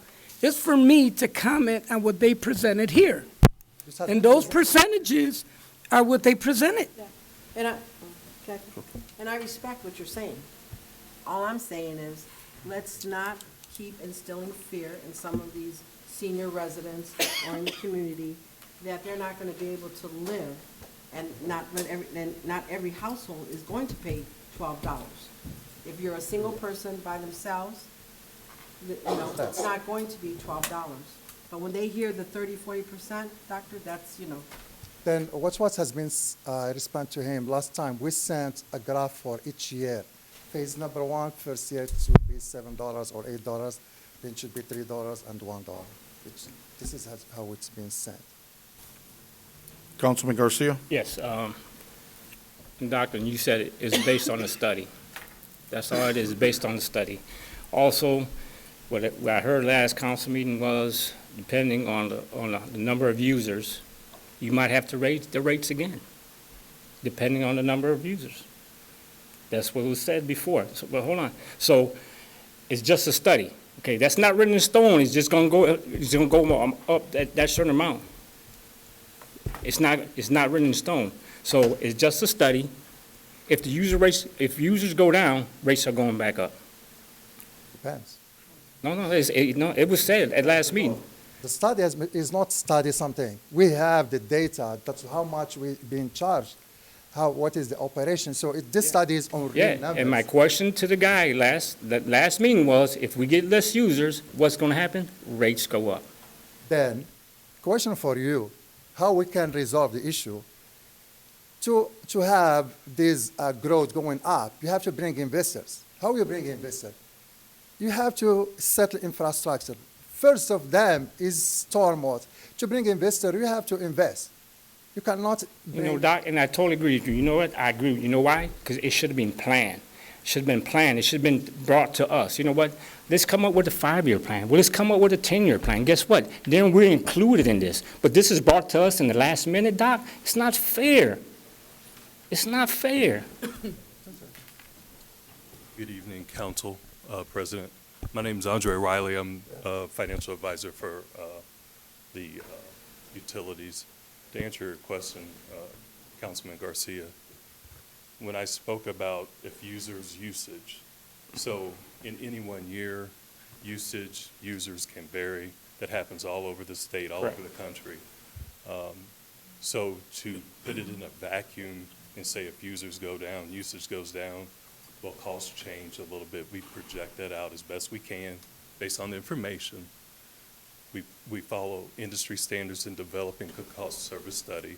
So a cost service study is based on how much you use, what type of user you are. So, you know, to Councilwoman Vasquez's question, that can vary, and that's any system because you have two components to your rate.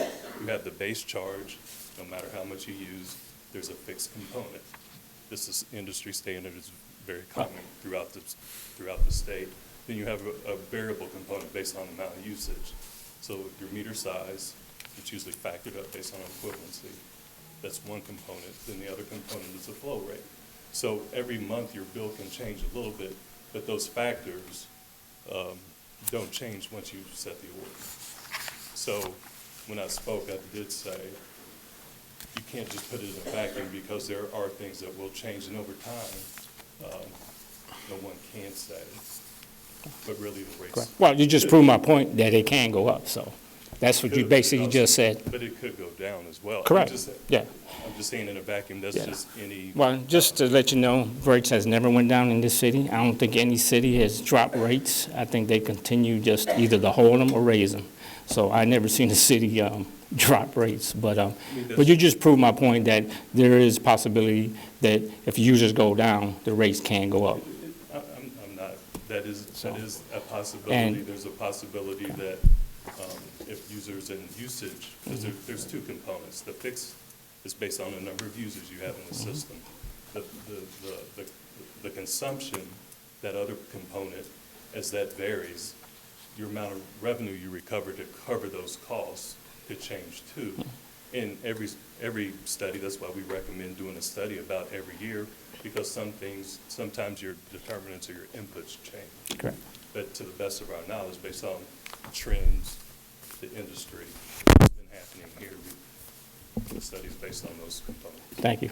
Councilman Monroe? If your rates go up, say $5 from 12, so that's 17, what are we supposed to tell these seniors? That they got to give up more? Councilman Monroe, you bring up a very good, I work all over the state, from the south to the east to the west to up here in the region.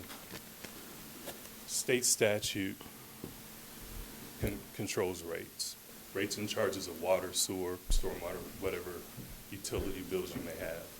You cannot discriminate. So depending on whatever type of customer you are or whatever your economic situation is, you cannot discriminate. So one class can't go up that's not based on cost, and one can't go down. You can't shift costs as you choose. You have to do the study, follow the recommended guidelines that are put out there by the industry, and you have to follow that. So unfortunately, in a lot of places, you can't have discriminatory rates where one class gets a break where the other one doesn't. unfortunately. Because then it could be legally challenged, and then you didn't follow state statute, then you run into issues. Okay, understandable on that, but what are we supposed to tell our seniors? When they don't have it, they already had, like Mr. Perez said, they might have problem with the 12, now it's 17. So now what, they gotta leave out the milk and stuff?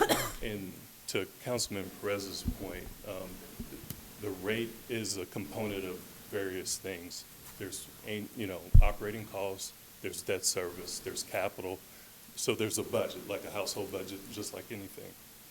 So the debt service on the current bonds and the new bonds, that is a component of the rate. It's a smaller component, but you also have to have coverage to have debt. Your existing debt, you have to have coverage, a minimum of 125. But we typically say our clients, you should have more than that because you have to have cash balances, you have to have coverage for unforeseens. So, and then you have a mandate by the IDEM and EPA. You have to follow that mandate. You have to do those projects. You have to adjust rates, you have to adjust rates to where they should be to be able to issue debt. So. Any other questions? Councilwoman Orange? Just to answer Councilman Monroe's question, when seniors get into trouble, they can always go to the North Township Trustee's office, Frank J. Mervan's office, for additional help. Councilman Monroe? And I assume, thank God, for the dollar store too, Yeah. for the seniors. Like I said, I work all over the state, and I hate having to have these conversations about, territorial rates or rates based on different user classes or subsidized rates or what have you, because you can't do that based on state statute. It's an uncomfortable conversation, but when you're mandated to do X amount of projects by this time and to adjust rates to where they should be to cover those costs, the whole cost, not just the portion of the project, over a period of time, because your rates can't just be adjusted for this year. They have to cover for multiple years, not knowing when the next project is going to be or what have you, because as the folks said last week, the EPA could come in and if you don't do the project, adjust rates, because you still have those other bonds outstanding, and you have to have coverage of those to keep the rating up, to have the cash balances, because no one knows when the next borrowing is going to be, and how that may be. Is it through the SRF? Is it open market? I know I'm throwing a lot of words out there, but this is all things we do in a typical rate study for any city, what have you. Councilman Medina? Mr. President, did this go to finance meeting? No, it didn't. It did not? No, it did not. I Thank think you. we had quite a bit of information. I think people had already made up their minds, so. Now, if I may make one more point, the bonds have already had a pre-closing, so the state has laid out the funding, it's there. The rates, based on an approval, that borrowing will go forward. As we stated before, that interest rate at 2%, even if it's 0% and it comes from, it's a loan, it only adjusts the rate about 60 cents. That's at the end in 3 years, which those rates could be maintained for several years depending on whenever the next project is, whatever the study produces at that time, if there is a study, move forward by the sanitary district. So, yes, sir. Yeah. Councilman Perez? I'm glad you guys are way ahead of the game. You did your pre-close. I don't think nothing stops you from nothing stops the sanitary district from issuing a bond. You're only here because you need a rate hike, right? I mean, correct? Am I correct? The bonds that will finance the project cannot move forward. They can't close and the money be dispersed to the sanitary district without sufficient coverage on the outstanding debt and the new debt, and that only happens with a rate adjustment.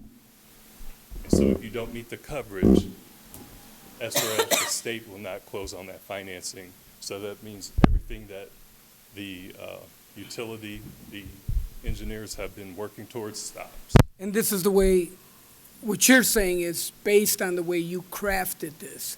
So we have a disagreement, and I think it's an honest disagreement, that there's other sources of revenue and other methods of payment. Are you saying to pay the bonds or to? Yeah, to even pay the bonds, I believe that there's the $800,000 that we use in payment in lieu of taxes can be used to pay a bond. Instead of sending it back to Civil City, we pay the bond with it, and we don't have to raise rates. You see, I'm just trying to make a point that what you're describing is based on what you've put together, not on our reality. Our reality is that we don't need this rate, in my opinion, and that we can make the bond payment with the existing revenue that we have.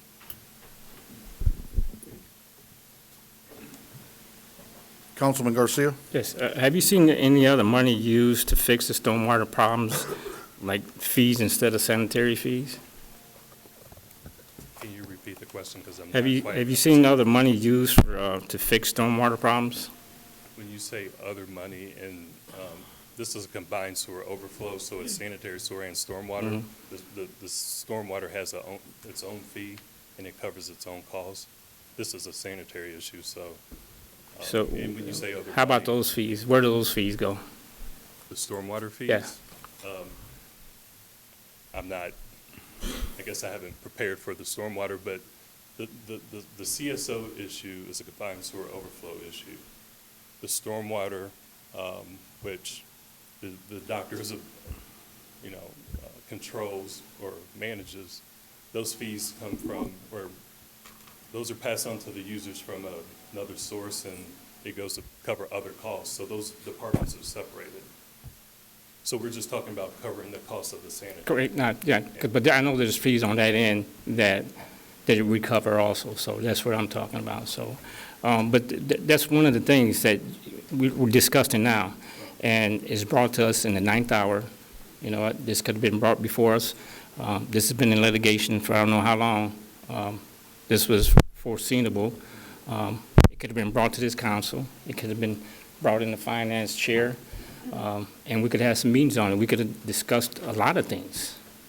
You know, I think it's just unfair for a lot of us to try to make a decision based on, you're hired, to make bond money, you know what I'm saying? So, but to make a decision like that when there's so many variables, and we have cash on hand to pay that, it's too much information in the 9th hour to try to make a decision. Councilwoman Maldonado? I just want to add, I think, and I appreciate clearly the hard work that you all have been doing towards this. But I think what I'm hearing from my colleagues and what I'm understanding the situation to be, again, miscommunication or non-communication, better said.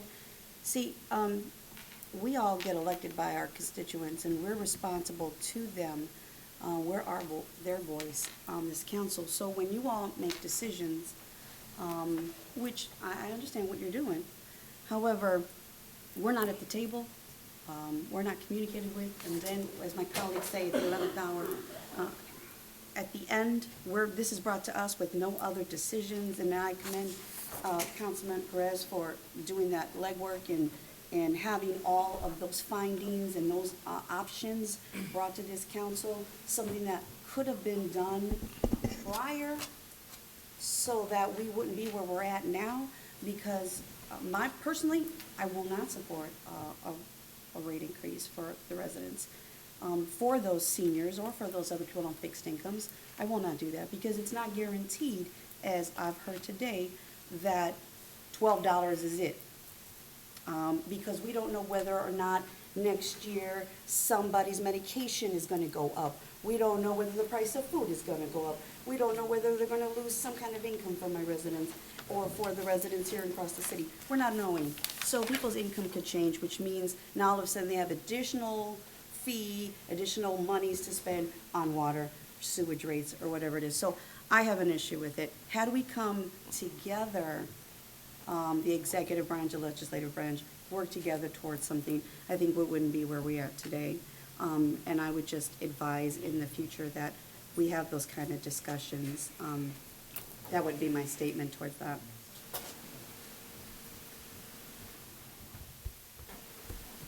For those of you who are here on the first reading, you learn that this is not an endeavor that we wanted to do. This is an endeavor that the government requires us to do. And there's an order of a judge behind it. I read to you the federal law, which mandates that user fees and rates be the sole basis for doing this work. And I explained to you that the law was written that way because the government always wanted a pot of money available to do this work that was not subject to the problems endemic to things like casino money, grants, even property taxes. That's not a system we invented. That's a system that was given to us in Washington. It's also reflected in the state law that we discussed. And so we're in this quandary. The sanitary district, through its board of commissioner, has the sole authority under the law to set the user rates and charges, but it must do so under the guidance I read to you last time. It must be, charges must be imposed on every user, no matter big or small. And it must be done in an equitable fashion. We've tried very hard to do that. The idea of using some other funds is just not going to work. We're not going to be able to get a loan or bonds issued on that basis. And we're going to be in a position where this program is going to fall farther behind. And we're the ones that have to explain the US EPA why we can't do it. And they're not going to take no for an answer. I'm not saying this to threaten anybody. I'm not saying this to not respect your prerogatives. But, you know, we started a couple of months ago giving you the information for this. We've done everything in our power. We've met with the industrial community. We've had a public hearing. We published the rates in the newspaper. Nobody showed up for the public hearing. I'm not sure whether people realize what that means or not. They probably don't realize it until they get a bill. Then they understand what this is all about. All we can do is follow the law, and it's all we're asking you to do. For many years, we deferred this sort of project. We didn't have a rate increase for a good stretch. We ended up having to catch up, and that only put more burden on all of us. So, I just want to say that given these factors, we've done, I think, what is humanly possible to make this as fair, even if it is unpalatable, as we can possibly make it. Councilman Garcia? Yes, Mr. President, yeah. Attorney, that's your interpretation of the law. Our lawyer gave us his interpretation. I'm not going to stay here and argue. Attorney DeBonis, this I got the stand. Excuse me, okay? excuse me. It's my time, it's my time. Excuse me, Counselor. It's my time, all right? That's your interpretation of the law. Our lawyer gave us his interpretation of the law. We have money on hand to pay for that. Why would we get a loan to pay some off? We could get it done with no problem. There's no issue with getting this done with no problem. That's it, Mr. President. There's a gigantic problem. It violates federal law to do it your way. I explained that to you last time. I don't know what you didn't understand about that, but it's quite clear. Mr. President, Attorney DeBonis, can you come to the mic, please? I wish, who did I say? DeBonis. Okay. Thank you, Councilman. I know what Councilman Garcia meant. Thank you.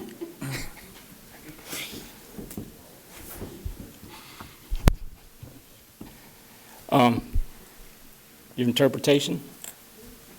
Go ahead. Would you want to take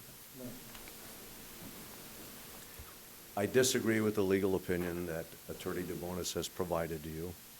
My legal opinion, as your advisor, as elected members of the city council, is that the federal law does not, as Attorney DeBonis has suggested, mandate that sewer user rates are the sole way to finance the needed improvements. The council members, based on the discussion I've seen our last two meetings, you've stated on the record, you're 100% in support of completing the needed Phase 2 improvements. So the disagreement merely is on the method of financing.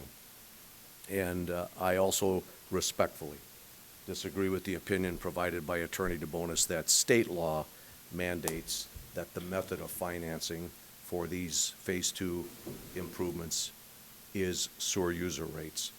My opinion, as I indicated to you at our previous meeting, is that other available sources of revenue that are legally available to you as council members, as the fiscal and budgetary body, can be used to pay for these capital improvements.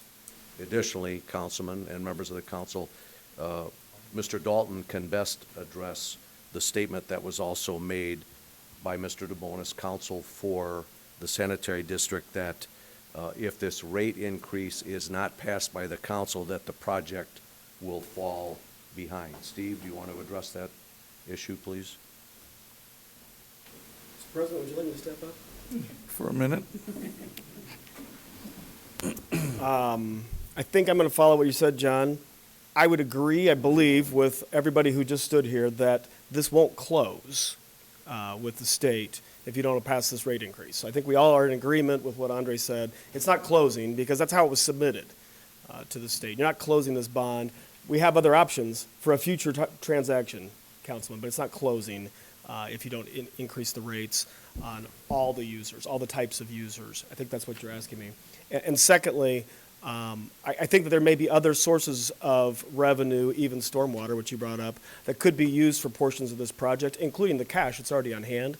So one of the points that was discussed a week ago was, why can't the project go ahead and start? We have $5 million, and then we can get the rest of the financing pulled together in the first or second quarter. Councilman Garcia? Mr. President, and the reason I bring it up, in that last meeting, this ordinance could have failed that last meeting. It was my vote that kept it alive to today. And the reason I voted for it that time was to hear some options. I wanted to hear some options, but I don't think it was heard, referenced any options. Nothing came back. It doesn't fall everything on you, Councilman Orange, but I don't hear nothing from the sanitary. What other options do we have? You guys never came back. I asked for options. Not one option has came back. I'm sorry, I would have been glad to participate in a finance committee meeting. I'm sure we all would have. But there aren't any options. You know,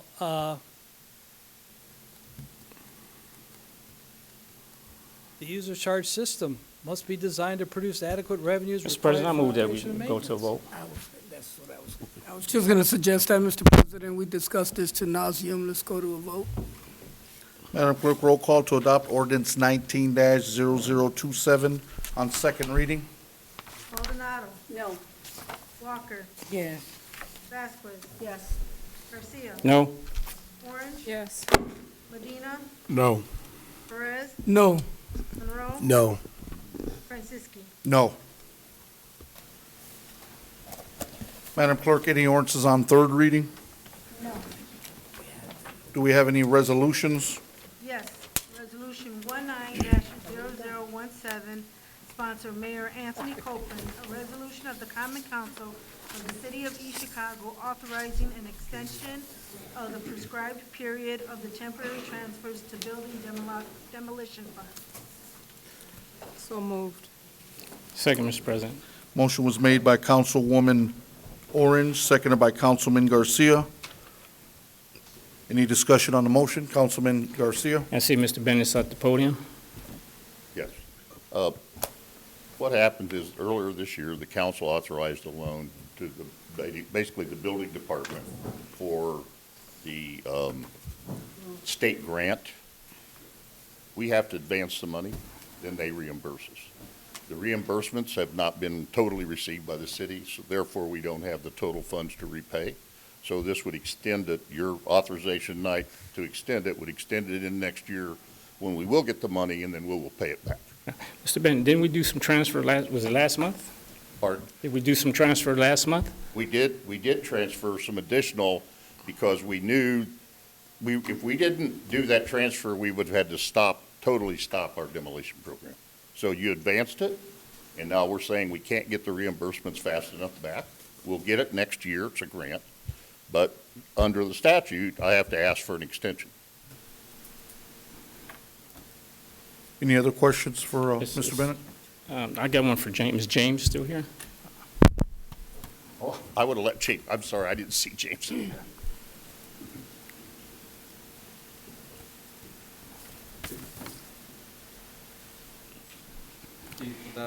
Building Commissioner. Hey, James, I just got one simple request of you, just one simple one. I need a list of demolitions for this year from January to present. A list of demolitions, all right, addresses, and the contracts. Okay? Sure. That's my only request. He gave it to him. He gave us the demolition. No. Yeah, but the contracts. Oh, the contract, I'm gonna say, because he gave us the demolition. For 2019. Thank you.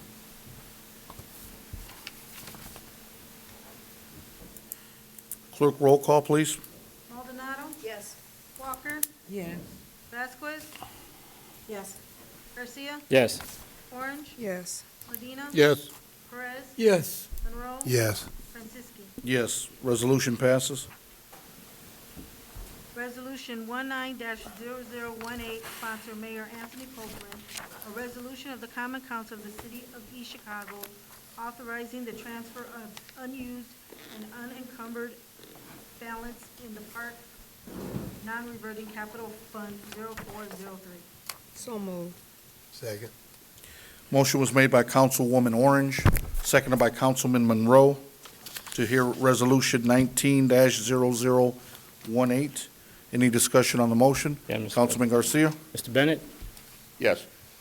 This is it's basically to dissolve this fund. It's called a dormant account. There's like $1,004 in it. It's been inactive for more than 2 years. Once that goes dormant, it's considered after 2 years, you can take the money and put it in an account of similar nature. In this case, we're taking it out of this fund that we no longer use and moving it into the park operational fund, basically, so it can be used for park purposes. Why is it not being used no more? What was the purpose of it? I don't know why that dormant account has been that, I'm not sure why the 1,000 wasn't spent with what it was originally generated. What I would say it was maybe been matched for a grant, and they've dispersed all those funds, so there was a balance left. It's been, I think, more than 3 or 4 years since that's been done. I can't totally answer that question. Well, I think we pay you enough to know what's that been used for, so. In this case, this is tracking it. I met with the controller's office, and we went through the funds just so we could dissolve some of these things, because it's every time that we still have to report it. Once it's dormant, we can claim it dormant. We can move the money over where it could be used, and we could go from there. I'm gonna need you to tell me what was it used for, why it was open. Thank you. Councilwoman Orange? Steve, this is how the funds go? Say that again, I'm sorry. This how these funds go? Yes, so a fund gets created years and years and years ago, and it gets created for a reason. You're collecting fees, and you're going to use those fees for a specific type of expense, and then the revenue goes away, or the reason for the spending goes away, and the fund sits dormant, and it needs to be closed, and the dollars need to be taken out of that fund and put in a like-kind fund. This is the right step. You earning your money. Yeah. I at least earned $1,004. Any other questions? Madam Clerk, roll call, please. Maldonado? Yes.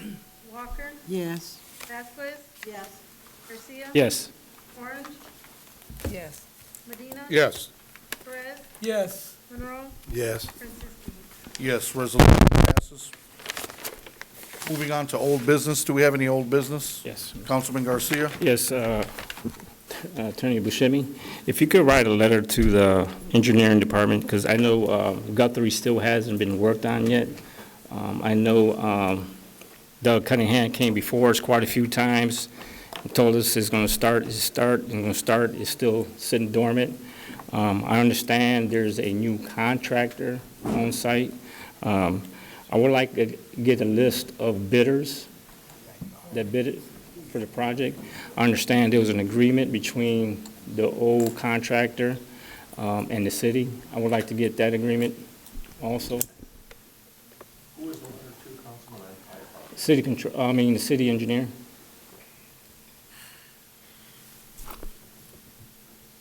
And the items are related to the Guthrie Street. Yes, yeah, all bids.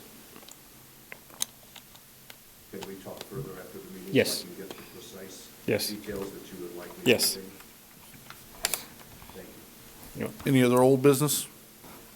Move it. Shimmy, you're gonna need a raise next year.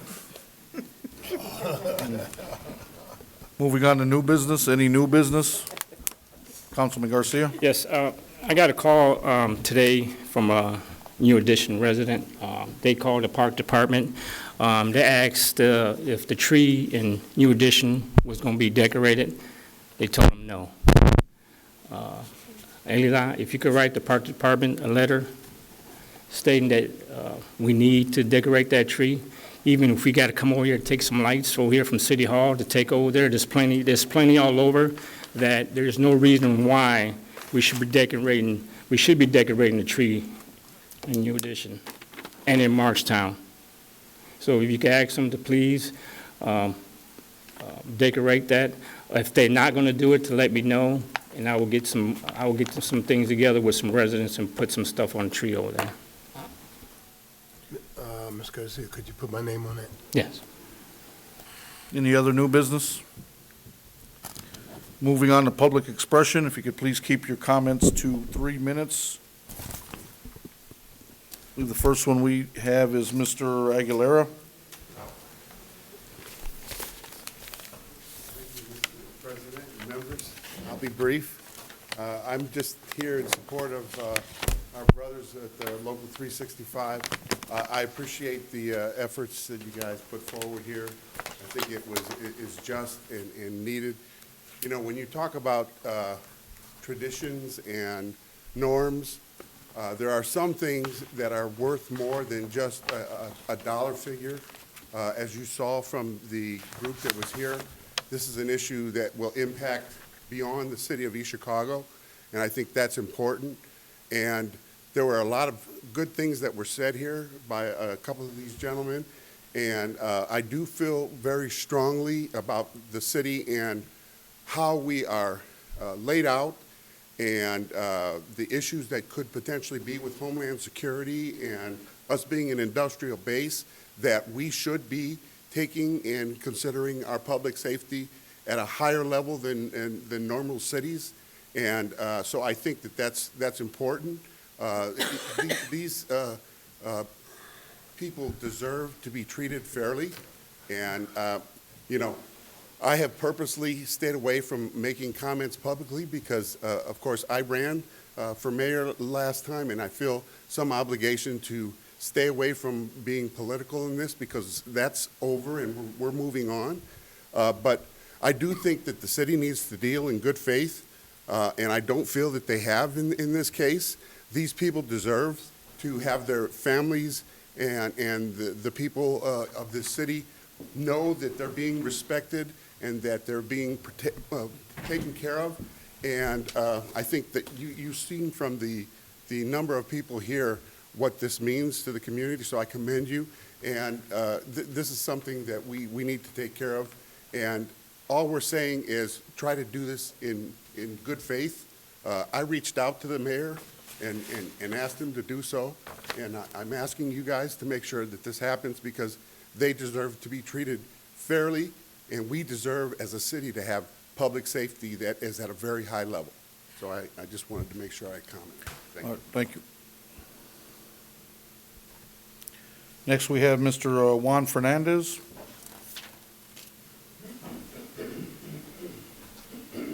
How you guys doing? I know it's been a very, very interesting day today, but you guys have this amazing platform.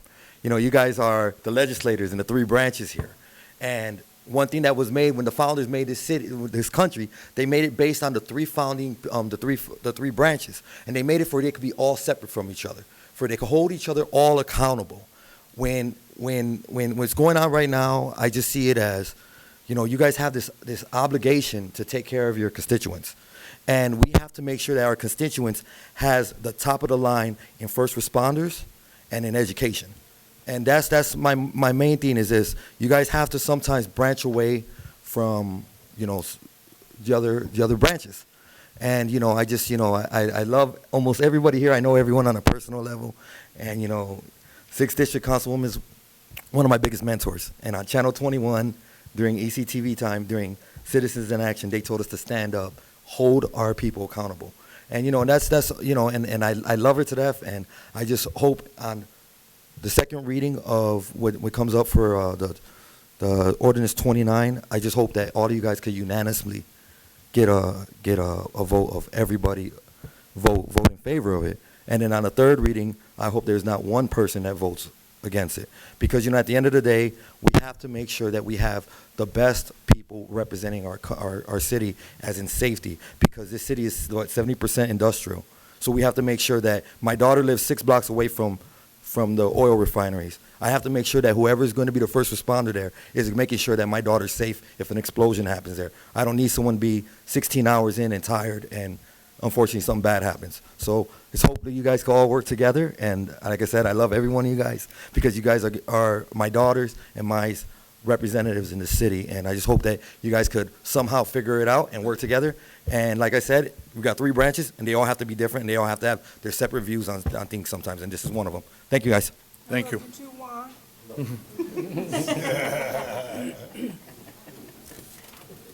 Next, we have Mr. Kevin Guadalupe.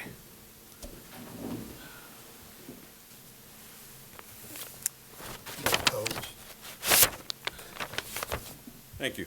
My name is Kevin Guadalupe. I live at 3814 Hemlock Street here in Chicago. Born and raised here in East Chicago, still live in East Chicago. I've been fortunate, proud, and honored to work for the East Chicago Fire Department 27.5 years. And I was forced to retirement because of an injury I sustained during a fire. 2 surgeries later, I can't do the job no more. But it's been the best job I've ever had. And I've been everything there is. With working part-time jobs, I've done everything. But the fire department has been the best job I've ever had. There's a special breed of a person that, whether it's female or male, that takes that calling to be willing to put on that bunker gear, to put their life on the line, to come to someone's biggest disaster there is, to be able to get there and do your best, put the fire out, whatever emergency there is, okay? And to be able to put our arms around them and tell them, look, we're here. We're here to protect you. Nothing more worse is gonna happen to you. We're here, we have your back, okay? Now you guys have an opportunity, as well as the citizens of East Chicago, we have an opportunity to return the favor. Okay, because right now, that fire department, their lives are upside down. We have an opportunity to come to their rescue and tell them, don't worry, we got your back. We're going to put our arms around you. We're going to make sure nothing bad happens to you guys. So I'm hoping that when this ordinance comes up for second and third reading, that everybody speaks out and votes for it. Because it's important to the families of the firefighters, to our families that are here. We should have the best capable of coming to rescue us in our time of need. Now they have their need, we need to respond back. Thank you very much. Thank you.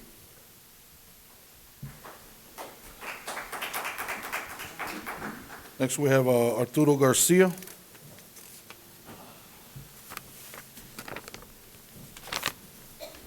Good evening, Arturo Garcia, 1207 Kosciuszko Boulevard in Lenny's district. I also am a former East Chicago fireman, former Local 365 member, former sergeant, United States Marine Corps retired, and currently Teamsters 142 construction site.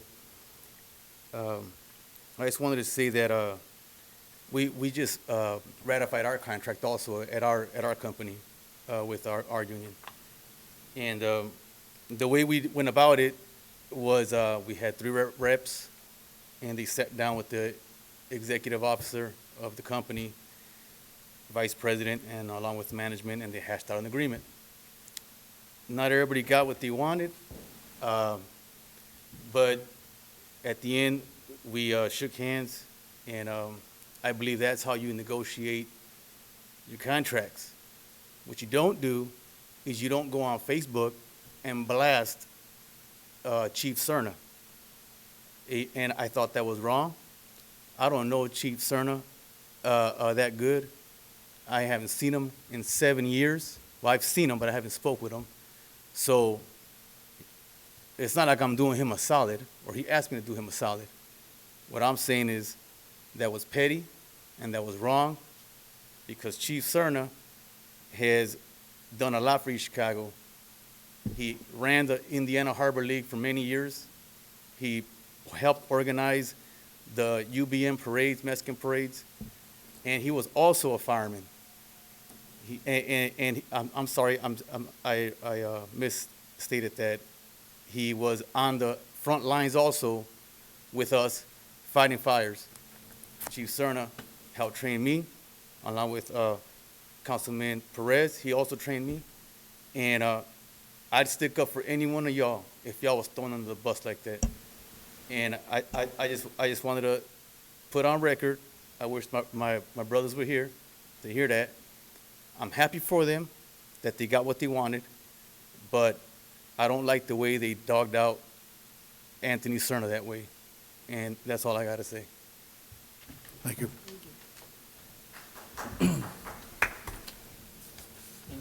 Yeah, so we got a stack, we got a book tonight, baby. Mr. Carlisle Edwards.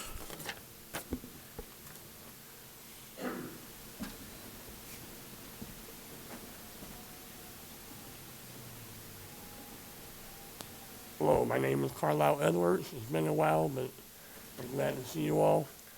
First off, I want to give kudos to Monroe. He and I are fighting pneumonia and bronchitis. We both have diabetes. But you got to teach me how you escape from the hospital and say that you're going to be right back.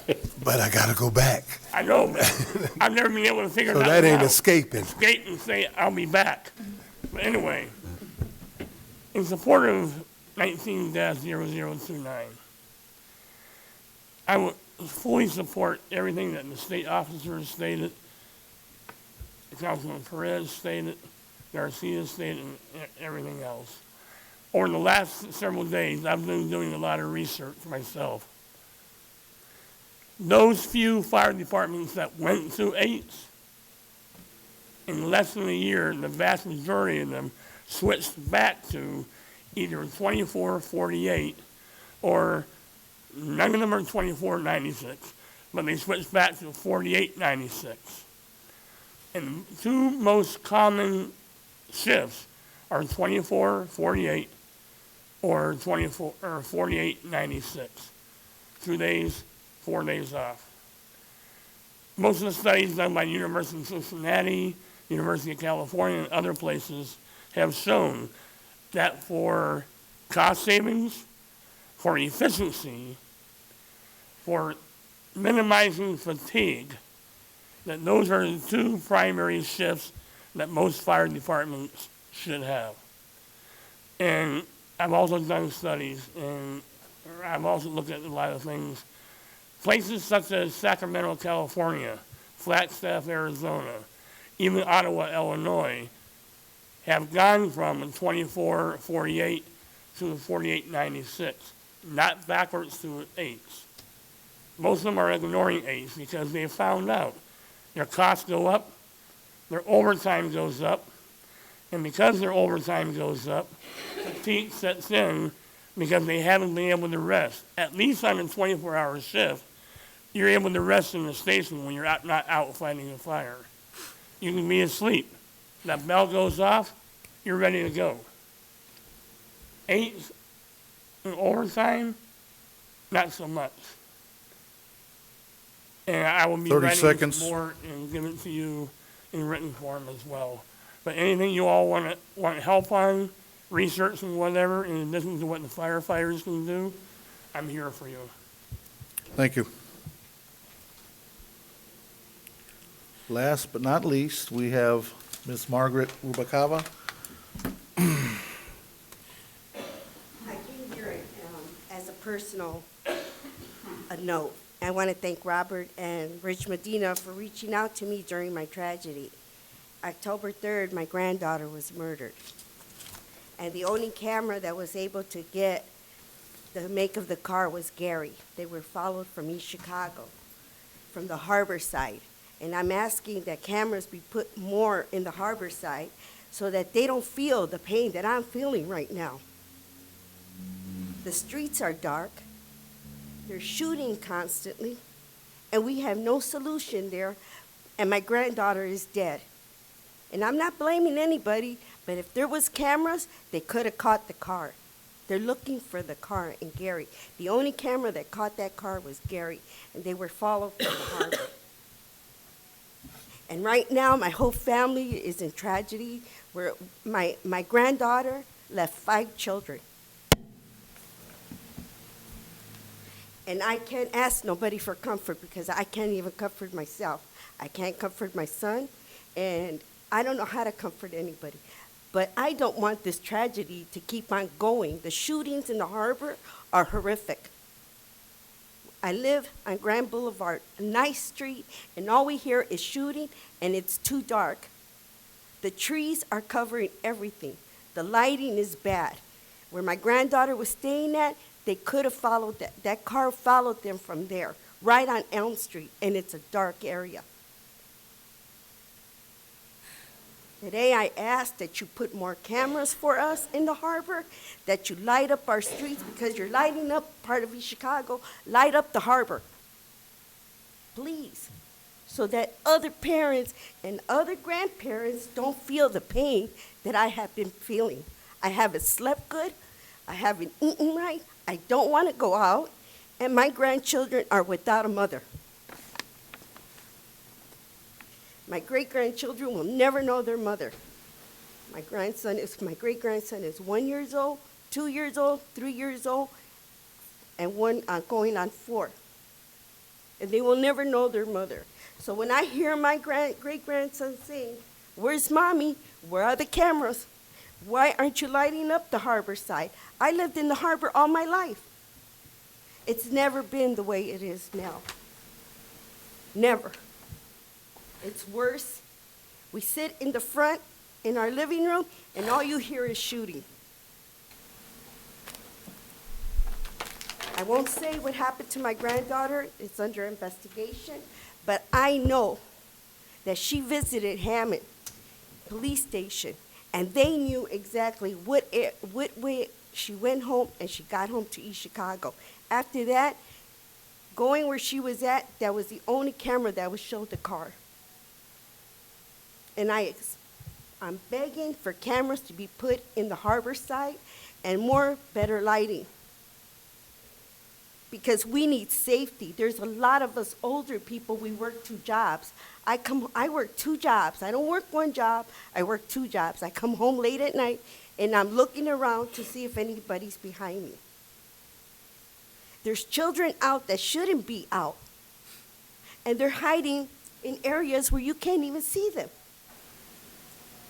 And this is what I came for today, and I'm congratulating the fire department because 2015, my son almost died, and East Chicago Fire Department, East Chicago Police Department saved his life. 15 seconds, ma'am. So this is what I'm just trying to say. Please, work on cameras in the harbor side. Thank you. I'm sorry. Did you? We can catch you after the meeting? A motion to adjourn, please? So move. Oh, I'm sorry, I had something from Robert. Yeah, just a reminder, I got a public safety meeting tomorrow at 5 o'clock here in the council chambers, reference to towing. I have a public safety meeting December 17th at 5 o'clock here to talk about fire ordinance. Mr. President. I would like to publicly apologize to Councilwoman Orange for my statement that you carry water. It was not Christ-like, nor was it the right thing to do from up here. And and that's why I'm making a public apology. A motion to adjourn, please? Move, Mr. President. Second. Motion was made by Councilman Garcia, seconded by Councilman Monroe. Madam Clerk, roll call, please. Maldonado? Yes. Walker? Yes. Vasquez? Yes. Garcia? Yes. Orange? Yes. Medina? Okay. Perez? Yes. Yeah. Monroe? Kenny, we're waiting for you. Francisco? Yep. Yes. Motion adjourned. No.